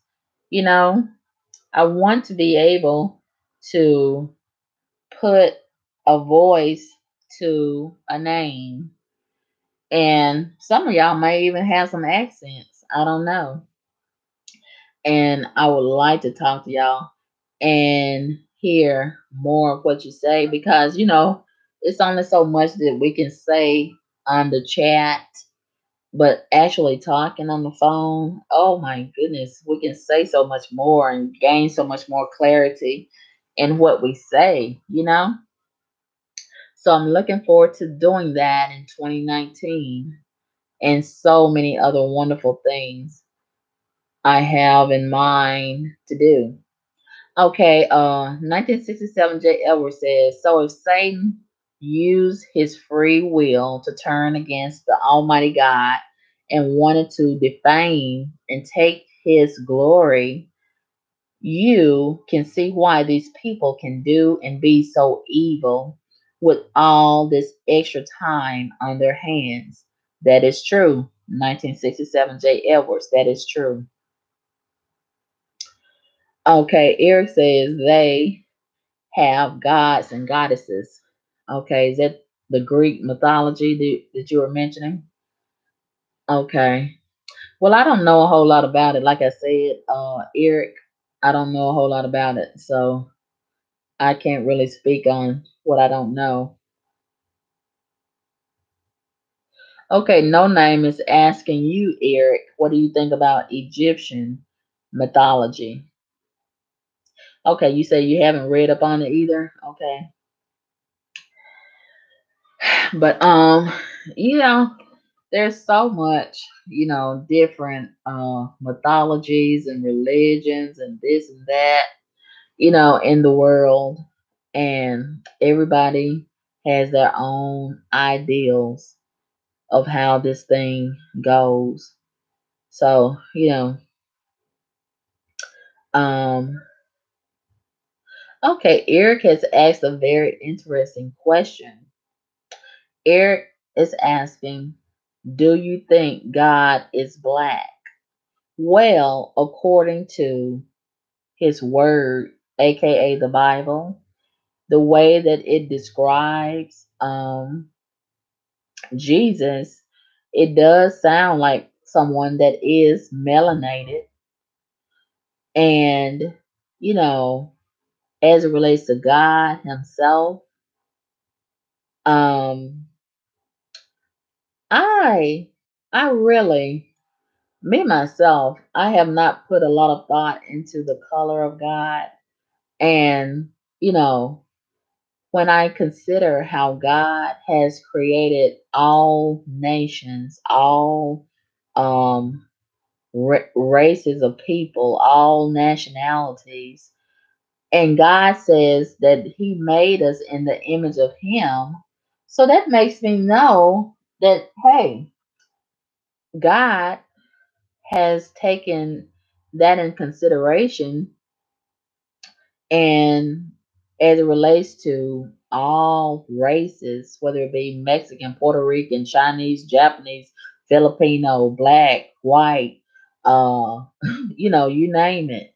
So I think in that aspect, God looks like all of us. You know, I don't think He's just one race. Eric, I don't think God is just one race. If He created us in His image, He represents all of that. Well, Eric is asking, what do you think about black people going by and saying God is black? I respect it. God is black. God is white. God is brown. God is, you know, all that He created. If He says, and I believe what He says, if He says He made man in His image, there are so many different shades of people.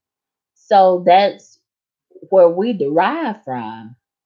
He's all that. And I believe when we see God's face to face, we're going to see someone so amazing. And it's going to be like nothing we've ever seen before. And naturally, we already see reflections of Him when we see ourselves. If God is in us and God created us in His image, we already see reflections of Him anyway, every day. But when we actually see Him, when we enter into the throne of thrones, when we pass away from this life on this side and enter into Him, man, it's going to really be like something we've never seen before. you know, and I believe it's just so awesome. God is awesome, and we're going to be in awe, you know, because everything that's beautiful, God created that. And I believe He created all things that are beautiful because it's a reflection of Him.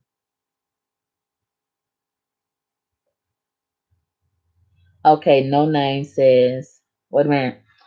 Uh, um, Eric says, did you know it was a woman before Eve? No, I did not know that.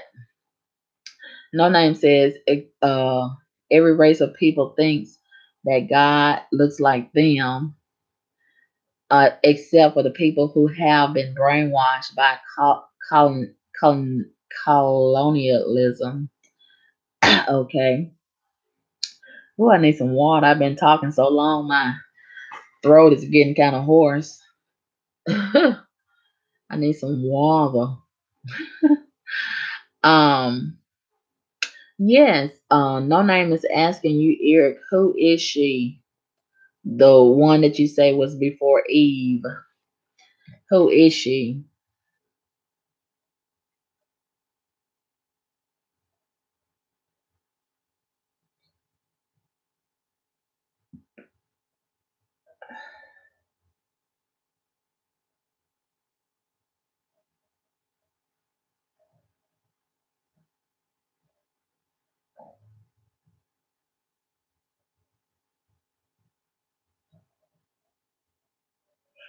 Okay. Okay. Eric says her name was Lip. She was banished because she didn't want to submit to Adam. I saw an Asian, no name says, I saw an Asian version of Jesus in an Asian church. Oh, really? Eric says she actually wanted to dominate him. Now, this is my first time ever hearing this, Eric. I've never heard this before.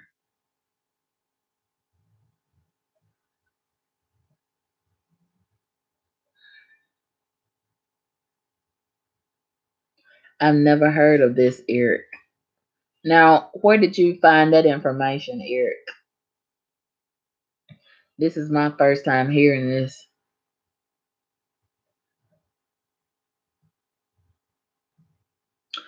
Oh my gosh, I gotta use the bathroom again, y'all. I'm so sorry. Oh my goodness. Do you know I drank some apple juice and this happens to me every time? I already have to use it all the time anyway. But when I drink that apple juice, man, I have to urinate like a rainforest, you know? That is I think that apple juice maybe it's a something in there that they put in there is making it sort of like a diuretic. You know those diuretic pills? Man, they have you peeing, peeing, peeing. Excuse me, that is really too much information. That's inappropriate for this conversation that we're having, but I'm just saying. Um, okay, Angie, you know about Lilith? Lilith. Okay, I'm gonna look it up. Lilith. So is it mentioned in the Bible? Lil Lilith. Is it mentioned in the Bible anywhere?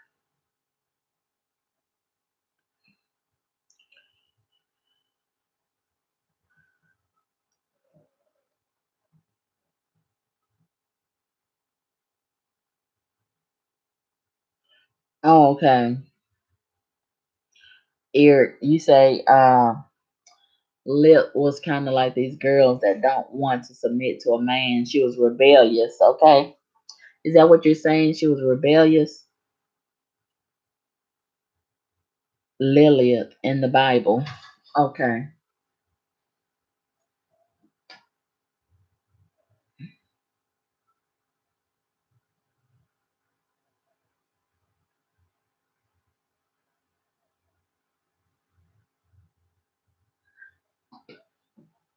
Oh, okay. I'm gonna look it up. Oh, y'all, excuse me. I gotta have a bathroom break again. Hold on, y'all. Y'all can keep talking in the chat. I'm gonna use the bathroom again. Do y'all know how comfortable I am? I like doing the live streams like this. I can lay down and get very comfortable, and it don't even matter as opposed to being on camera. I like this. Hold on, I'm gonna be right back. I'm going to the bathroom.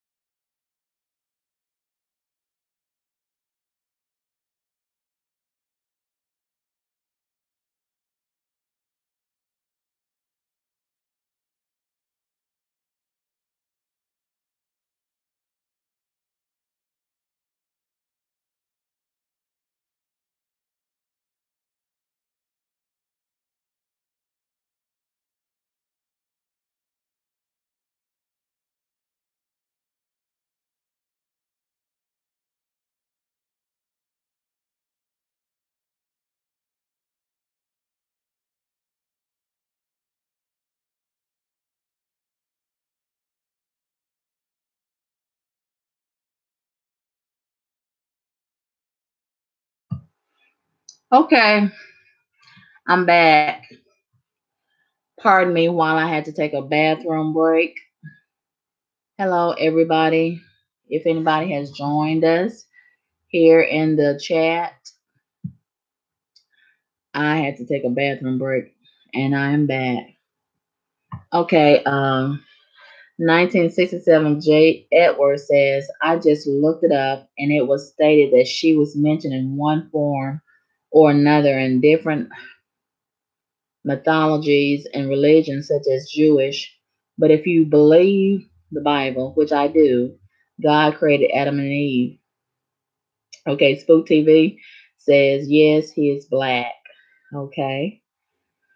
Um, Eric says, I mean, Lilith is a woman who wasn't created from Adam, who wasn't created from Adam. So where did she come from?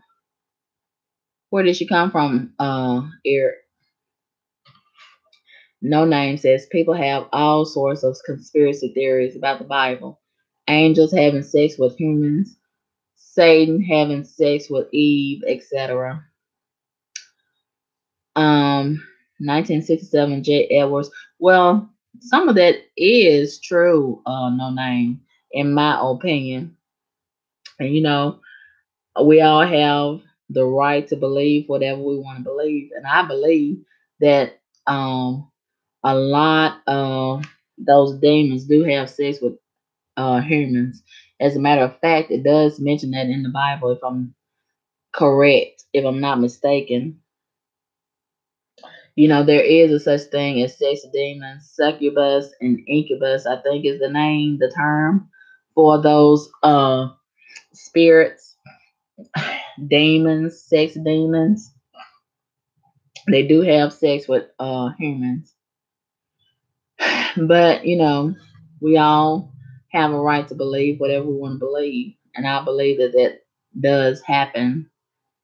1967 J. Edwards says they mention her a lot. Okay, I think I read that, but I'll read it again.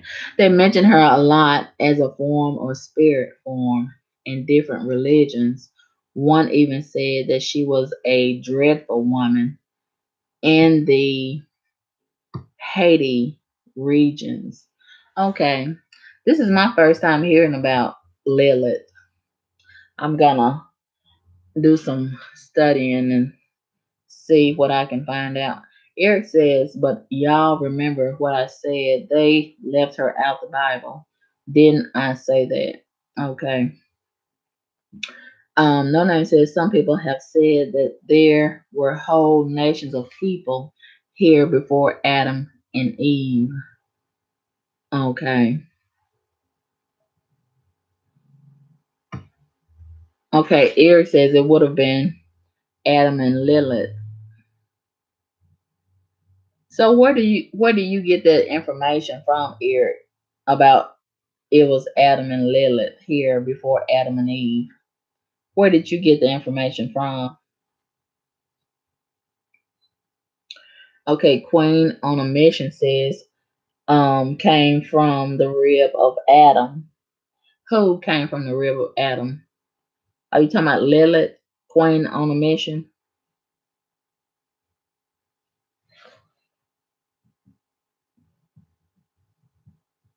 Okay, 1967 J. Edwards says Adam was the first human that was created. That's why you would have submission. She, she was to be submitting to her husband if she was created first. That wouldn't make sense for her to be submissive to him. Okay. Eric S says Lilith wasn't created from Adam's rib. She was her own person. Okay, 1967, J. Edwards says, yes, it does mention the demons having sex with humans and having children with them, which created the abnormal sized children, which were destroyed in the flood of Noah's day. Okay. Queen on the Mission says, just came into the chat. I'm going to rewind this. Yes, we've had some real interesting conversation, Queen on a Mission. We started off talking about what is his name? Pastor Jamal Bryant becoming the pastor of New Birth. And we listened at the recent interview that he did on V103 of Atlanta. And, I gave my commentary, my opinions about him and what this might mean for the church, the body of Christ. And somehow we got into this conversation talking about the Bible and, you know, the existence of good and evil and blah, blah, blah. So we've had some real interesting conversation. Eric says Lilith wasn't about submitting to men like Eve was. She hates males now because she was banished from the garden where Adam was. So, do you think, if that is true, Eric, do you think that that is the spirit that has infiltrated this current hashtag Me Too movement? Some people would say that this is a group of man hating women. And to a certain degree, I want to agree with that. A lot of them seem to have a disdain for men, and they have a great rebellion against men. And if this is true, that this is such a woman that existed before Eve, this Lilith, could this be the spirit of Lilith in a lot of these current day women who are banishing men, powerful men, and regular men from positions in the earth? You know, this is taking place right now. And, you know, I don't know a lot about this Lilith, but I'm gonna study and try to see what I can find out because this is my first time hearing about Lilith. Was Lilith black or white, Hispanic? Does anybody know? Eric, what race was Lilith?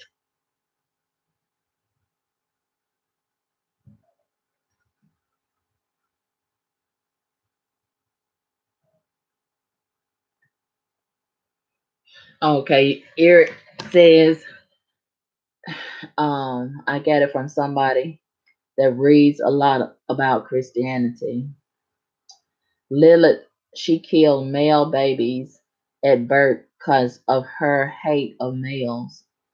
Lilith being banished from the garden where Adam was, she teamed up with God's biggest enemy. I wonder who that is. Wow. Wow.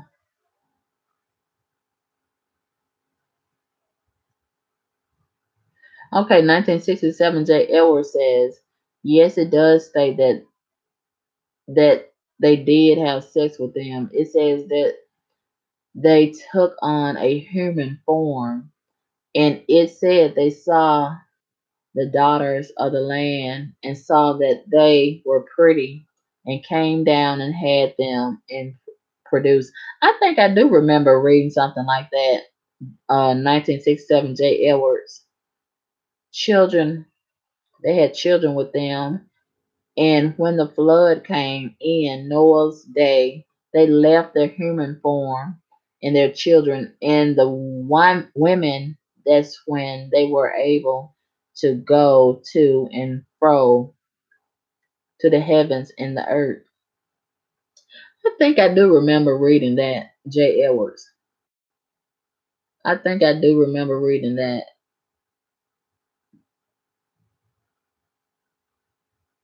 Okay, J. Edwards says, and the Bible clearly states that the first murder, physical, was Cain and Abel, not Lilith and male babies. Okay.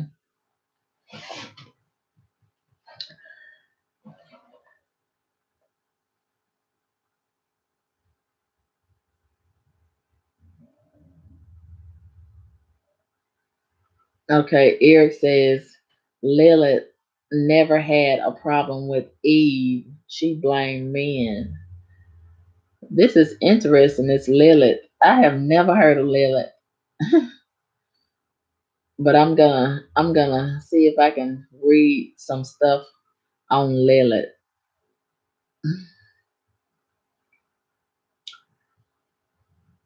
Okay, Spook TV says it's in the Dead Sea Scrolls. Now, I have heard about the Dead Sea Scrolls of Spook TV.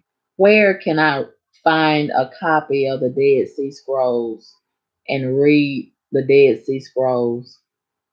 Do you know where I can find a copy of the Dead Sea Scrolls? Spook TV?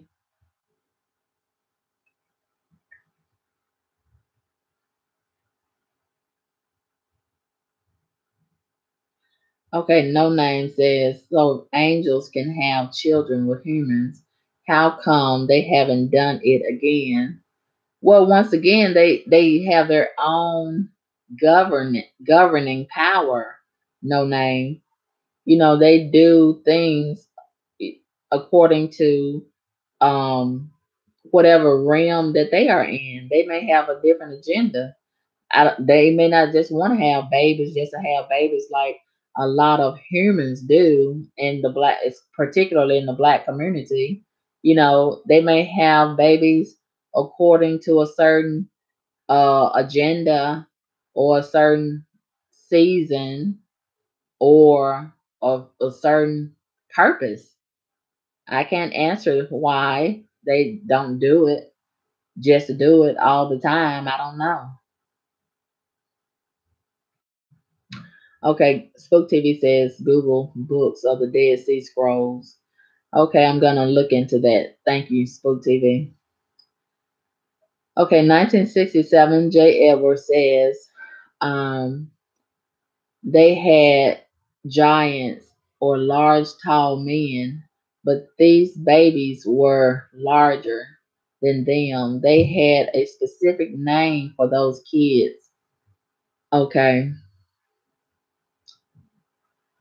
Okay, Spook TV says hundreds of books. Now, who is the author of the Dead Sea Scrolls, Spook TV? And what is in the Dead Sea Scrolls? Who is the one that was um authoring in the Dead Sea Scrolls? Do you know? And what was in the Dead Sea Scrolls? I have heard about the Dead Sea Scrolls, but I've never, you know, gotten a whole lot of detail about it. But I have heard that mention the Dead Sea Scrolls.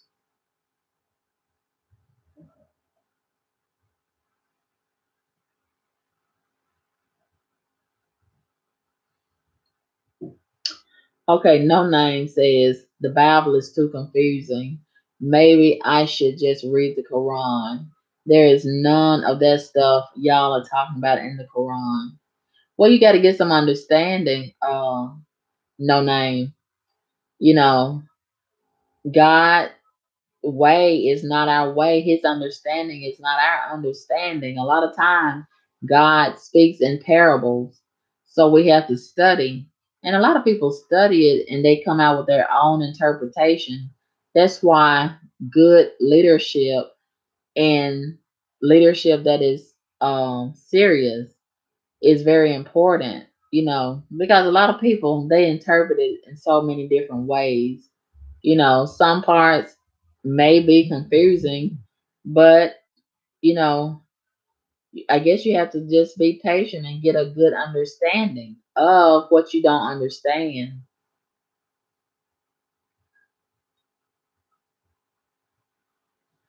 Okay, Spook TV says read the Gospel of Thomas, the book of Yashir, the Apocrypha, read the Revelation of Moses, etc. Okay. Moses, Joshua, and other writers of that time. Okay. 1967, J. Edwards says they were called Nephilim, the abnormally larger or giant kids. Now, this is the first time I ever heard about the giant kids, but I did read in the Bible where it talked about there were giants in the earth, you know, centuries ago, and something happened that decreased the size of people. That and when I read that, I imagined just there only being giant men. But if there were women too, I guess it was some giant women. And it had to be some giant kids. If the man was giant, of course the woman was giant. And naturally the kids would be giant. You know, that's what I'm thinking. But something happened to decrease the size of the people. I don't know what happened, but something happened. Because I remember, the Bible talking about it used to be some giants in the earth. And when we look at these mountains, I can imagine when it was giants in the earth, those mountains were just like a little rock in our hand, to the giants. And I think that's what was left from the giants, those rocks, is what we see as mountains. Those were just regular rocks, just like little uh the size that we would consider a little rock under our feet. That was probably just a little rock under their feet or something they can sit on. And that's what's left from then. That's what I'm thinking. Yeah.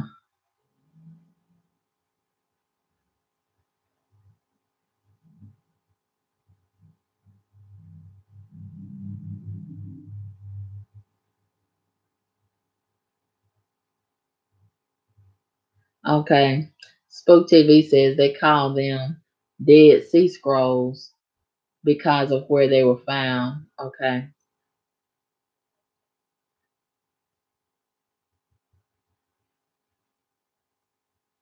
Okay, Spook TV says they were found in the caves of Qumran, which is located along the Dead Sea that borders present day Israel and Jordan. That's a place I would like to go and visit. The the Dead Sea. Why do they call it? I know this is gonna sound stupid, but I'm gonna ask the question anyway. Why do they call it the Dead Sea? Is that where a lot of people died? Is that where Moses split the sea? Some people died there. Why do they call it the Dead Sea? And I'm thinking it's a lot of ooh, it's a lot of rich properties as far as minerals and such over there in the Dead Sea. And it's a lot of rich history over there too. And I would like to visit that region and see for myself what it looks like. I want to also go over there and visit all of that land in Israel. That's really interesting to me.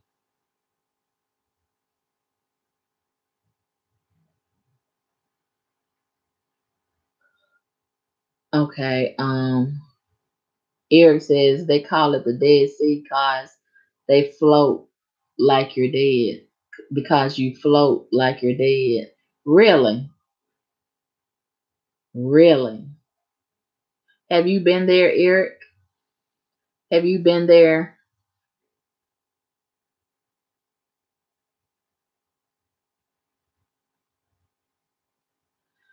Well, no name is asking, isn't Israel a war zone? Well, different parts of it, but I don't think all of it because I still see a lot of people here in the United States that go over there and visit and tour the land. So I don't think all of it is a war zone. Some parts of it probably. Okay, somebody said there is too much salt for aquatic life. That is why they call it the Dead Sea. Okay. Okay, thank you, Jay Edwards. Jay Edwards says Moses split the Red Sea. Do y'all see how dumb I am? I need to study, right? So the Dead Sea and the Red Sea is two different things. Okay, so how far apart is the Red Sea from the Dead Sea? Jay Edwards. Is it in close proximity or is it uh far apart from each other? And why was it called the Red Sea? Is it really red? Is the water really red? Somebody said that it was red. And what caused it to be red? Is it blood or what? Why is the Red Sea red? You saw what on Glozell page? Eric. What did you see on Glozell page?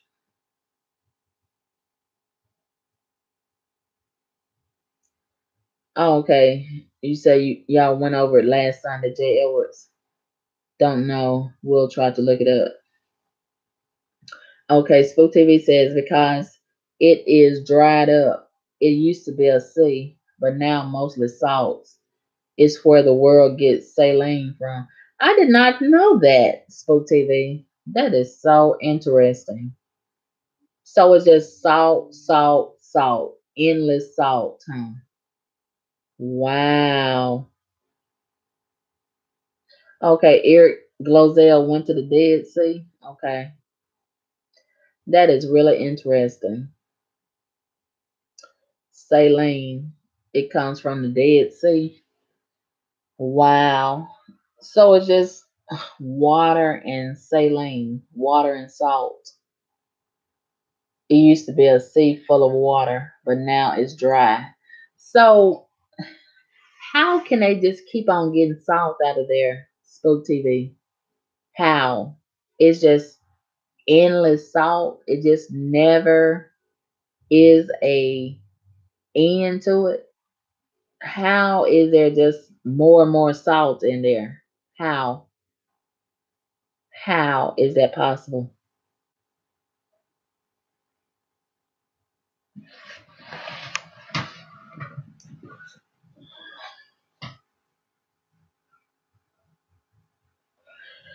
Now y'all are getting me curious. Now I wanna trying to save up me some money some kind of way and go over there and check this out myself. Y'all have got me curious. I want to go over there and look at this myself now.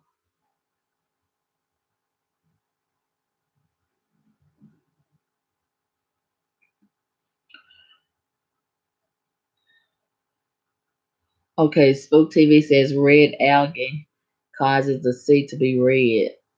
Okay. So Spook TV, how far apart is the Red Sea and the Dead Sea?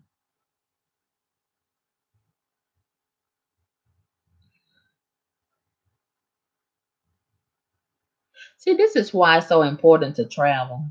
Man, this is why I want to travel. You know, you can gain so much knowledge from traveling and seeing and just immersing yourself in culture all over the world. This is, oh my gosh, you know, the world is a classroom and it's so much to be learned. Wow. Man, if I had some money, I would be all over this place seeing all of this stuff. Oh, it's so much that you can learn from all this culture, you know?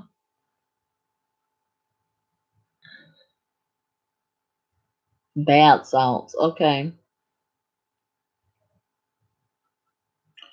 That is really, really interesting. Man, that is interesting. And I would like to see that in its raw form. Just go over there and see it in its raw form before they do anything and add anything to it. Just see it. I would like to see it in its raw form. It's like that pink Himalayan salt. I would love to go where they um get that stuff from. I would love to go and see that when they're actually getting it.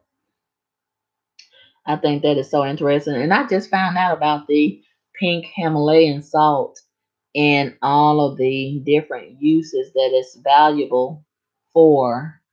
And um, I'm really interested in that and finding out more about that too.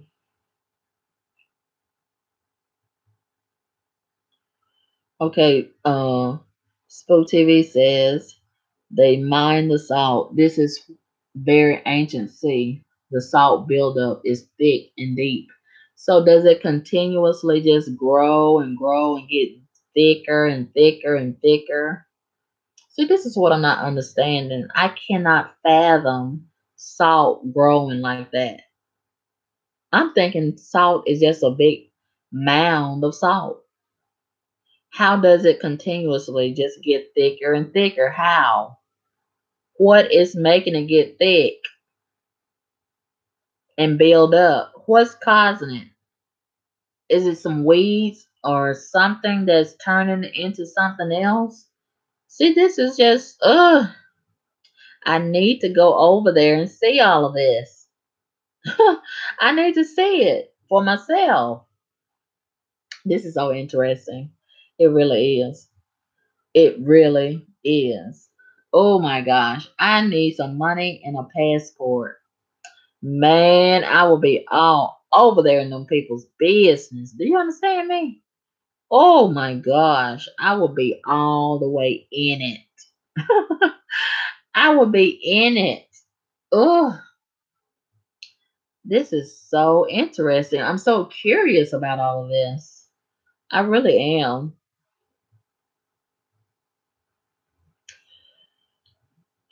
Yes, it's so interesting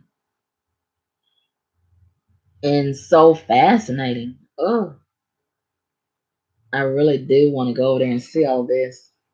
Okay, Spook TV says the Dead Sea was a saltwater sea. Utah has a saltwater lake that they mine salt from too. Okay, I did not know that. I did not know that. Wow, this is really interesting.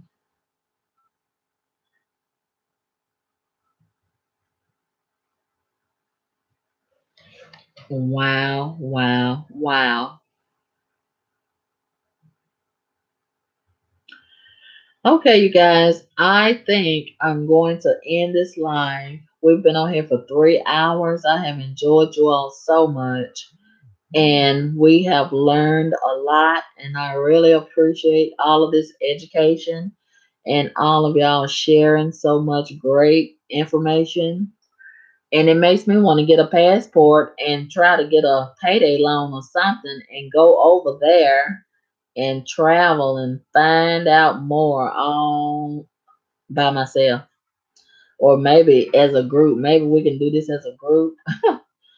And man, if only I had some money and a passport, I would be over there. Do you understand me? I would be over there. Seriously. And some people do a lot of traveling. That's all they do. I don't understand how they can do it. How can they just travel and don't have a job? I need the hookup. You understand me? I need that kind of hookup. Just travel, travel, travel their butt off. Just like that dude that just got killed over there in the what is the name of that place? Let me look it up. Um they said those people, it's some what they said that they are original black people, but they call them some Indians, and their land has not been uh inhabited or colonized, and anybody that gets close to their land, they kill them. So hold on. Um, I think it's called Centerlease Island or something like that. Um, I was looking at this video, Tribe. Have y'all heard about that? A lot of people have been doing a video about this island these last 3 days because of this guy. He went over there. I guess it was a missionary, a white missionary, and he went over there trying to convert those people, and they killed them with some spears. They said that they have some spears and they have some kind of poison um rubbed on the spears. And that is amazing how those people have never been colonized and they just live off of coconuts and fish and bugs and whatnot. And they seem to be healthy. They've shown them from a distance on camera and they look like they're real healthy. But I was thinking it's gotta be some what do you call it? What do you call it when you have sex with your cousin and brother and all that kind of stuff? What do you call that? Somebody help me out, please. I'm getting sleepy in my mind. My mind is going. My mind is leaving me. Um, it starts with an I. What is it? When incest. Yes, thank you, my man. There's got to be some incest going on over there in order for them to live on that island and keep on populating like they're doing. It's got to be some incest. And, it's got to be somebody retarded because, a lot of that happens when you have incest taking place. A lot of retardation occurs. So it's got to be somebody retarded over there. And isn't it amazing how they have never been colonized and they have never, um, you know, been introduced to modern civilization, yet they keep on having those babies with no problem. And somebody's delivering the babies, somebody helping them push them babies out. And if they get sick, they probably don't never get sick though. And that's just amazing. That is just, oh, that is interesting all by itself. They probably get sick and they probably practice um holistic medicine, natural medicine, and they don't have on any clothes. So they just live out there and do their thing. And I'm like, wow. And I think I saw a video where they had a boat. So somebody's out there real smart. They know how to measure that wood that they chop down some kind of way. They chopping that wood down and making a boat. How are they putting the boat together? Where are they getting the bonding capacity? To hold a boat together. You gotta have that boat real strong and together to put it in the water. You know,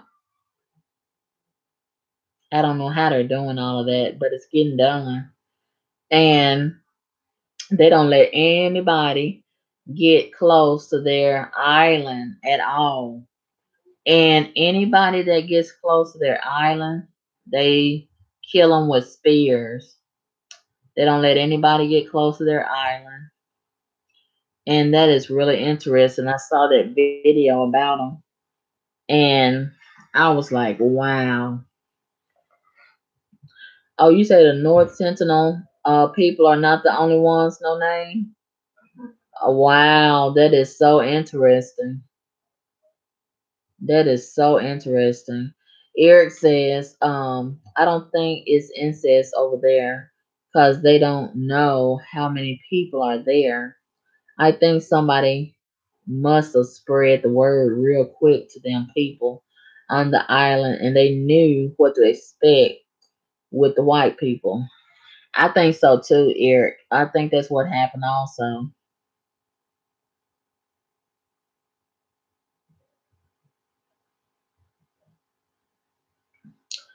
Yeah, I think you're right.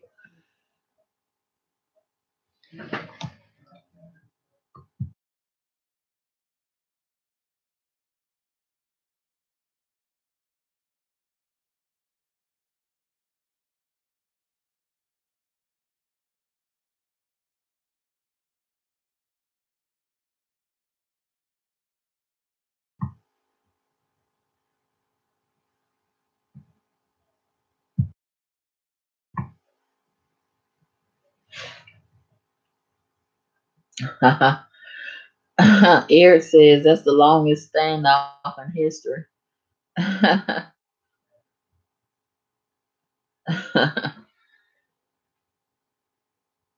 But you know what, Eric?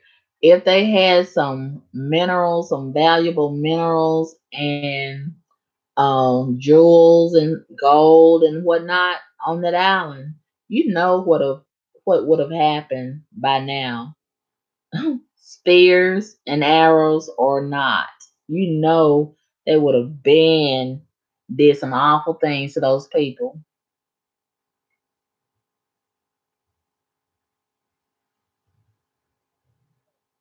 But I don't think they want to infiltrate them and harm them just for coconuts. I think that's all they got over there, coconut and fish. But if they had some valuable uh, minerals and jewels and whatnot and oil, man, they would have went over there and ambushed them people so fast. Mm.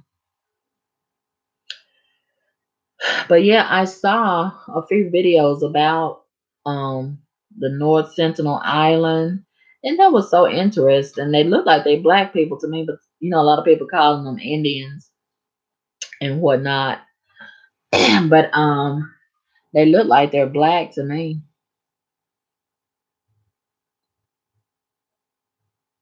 And I'm pretty sure they have their original language too.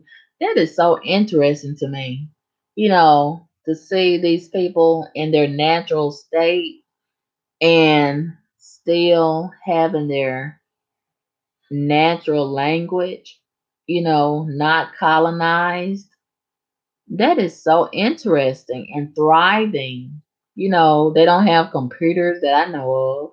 They don't have this modern technology, light bulbs and ironing boards and all this stuff, cars and whatnot. And they still thriving. They're still healthy. They look and appear to be healthy and strong. And man, that is so interesting. And it would be really nice if we could talk to them, but they won't let nobody get close to them. And I can't blame them. I really don't blame them.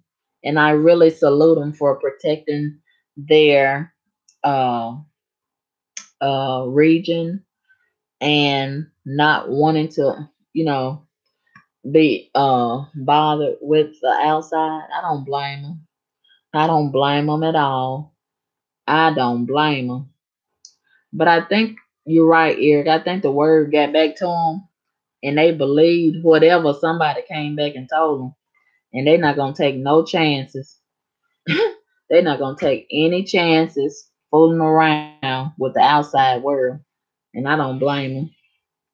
And that's you know that's honorable. You got to admire that they're willing to die to protect their land and their people. That's really admirable in my opinion.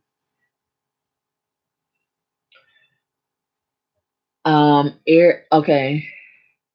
J. Edwards says that might have been one Christopher Columbus stops that said not again. You right about that, J. Edwards. Eric says the white people can't use the strategy they've been using because they not friendly and the trees blocking, so they can't see what's going on the island. The people on the island didn't underestimate the white people like our ancestors. Well, you know they can't see with their natural eyes beyond the trees, Eric. But you know they have all this technology. If they can see through brick buildings, they got a lot of technology where they can sit outside your house and listen to you. And, you know, put all this stuff in the smart TVs and the phones and listen to your conversation and see you. You don't even know they're looking at you and they looking right at you. And, you know, they got the satellites, Eric. They can see you. They can see you right now, everything you doing with the satellites. They got all on satellites, so they can see those people. The trees is not a problem. They see everything those people doing, Eric. And I think the thing that is causing them not to be bothering them is it's no, you know, valuables on that land. such as, like I said, oil, jewels, and such. It's nothing on there. If it was something valuable on there, trust me, they would have done some awful things and taken over that land a long time ago. But they're not gonna bother them. A little small area the size of Manhattan, they say, is the size of Manhattan. They're not gonna bother that just for coconuts and fish. No. They don't care. But I am surprised that they're not bothering them because there is something valuable, that melanin. They've been kidnapping people, black and brown people, for that melanin and stealing organs. I am shocked that they are not kidnapping those people for their organs and their melanin. I saw today it's a black boy and a black girl, siblings. They have came up missing. I forgot where they're located, where they're from. And I said, wow, they're kidnapping siblings now. And that's something that I have to keep in mind when I'm walking to the bus. And even though it may not be a short distance, even especially at night, I have been hearing about is some people that drive around in a van and they have been kidnapping people. And I think they're kidnapping people and taking their organs. And somebody on Facebook reported this about 2 months ago. They said it was a black female, a young black female, and she said that she was getting ready to go to work on two or three different occasions, and she saw this van parked outside, and um it was a white man and a black man in the van. She had never seen them in her neighborhood. And to make a long story short, she said that somebody had told her that they were kidnapping people. And I just put two and two together. And I'm thinking maybe they could possibly be stealing organs because, that's a big business on the black market. So I'm really surprised that they have not went over there and kidnapped and killed those people and gotten their organs. And that melanin, a couple of ounces of melanin is more valuable than gold, I'm hearing. And they can get a whole lot of money for eyeballs, limbs, fingers, toes, noses, and liver. They can get a lot of money for organs.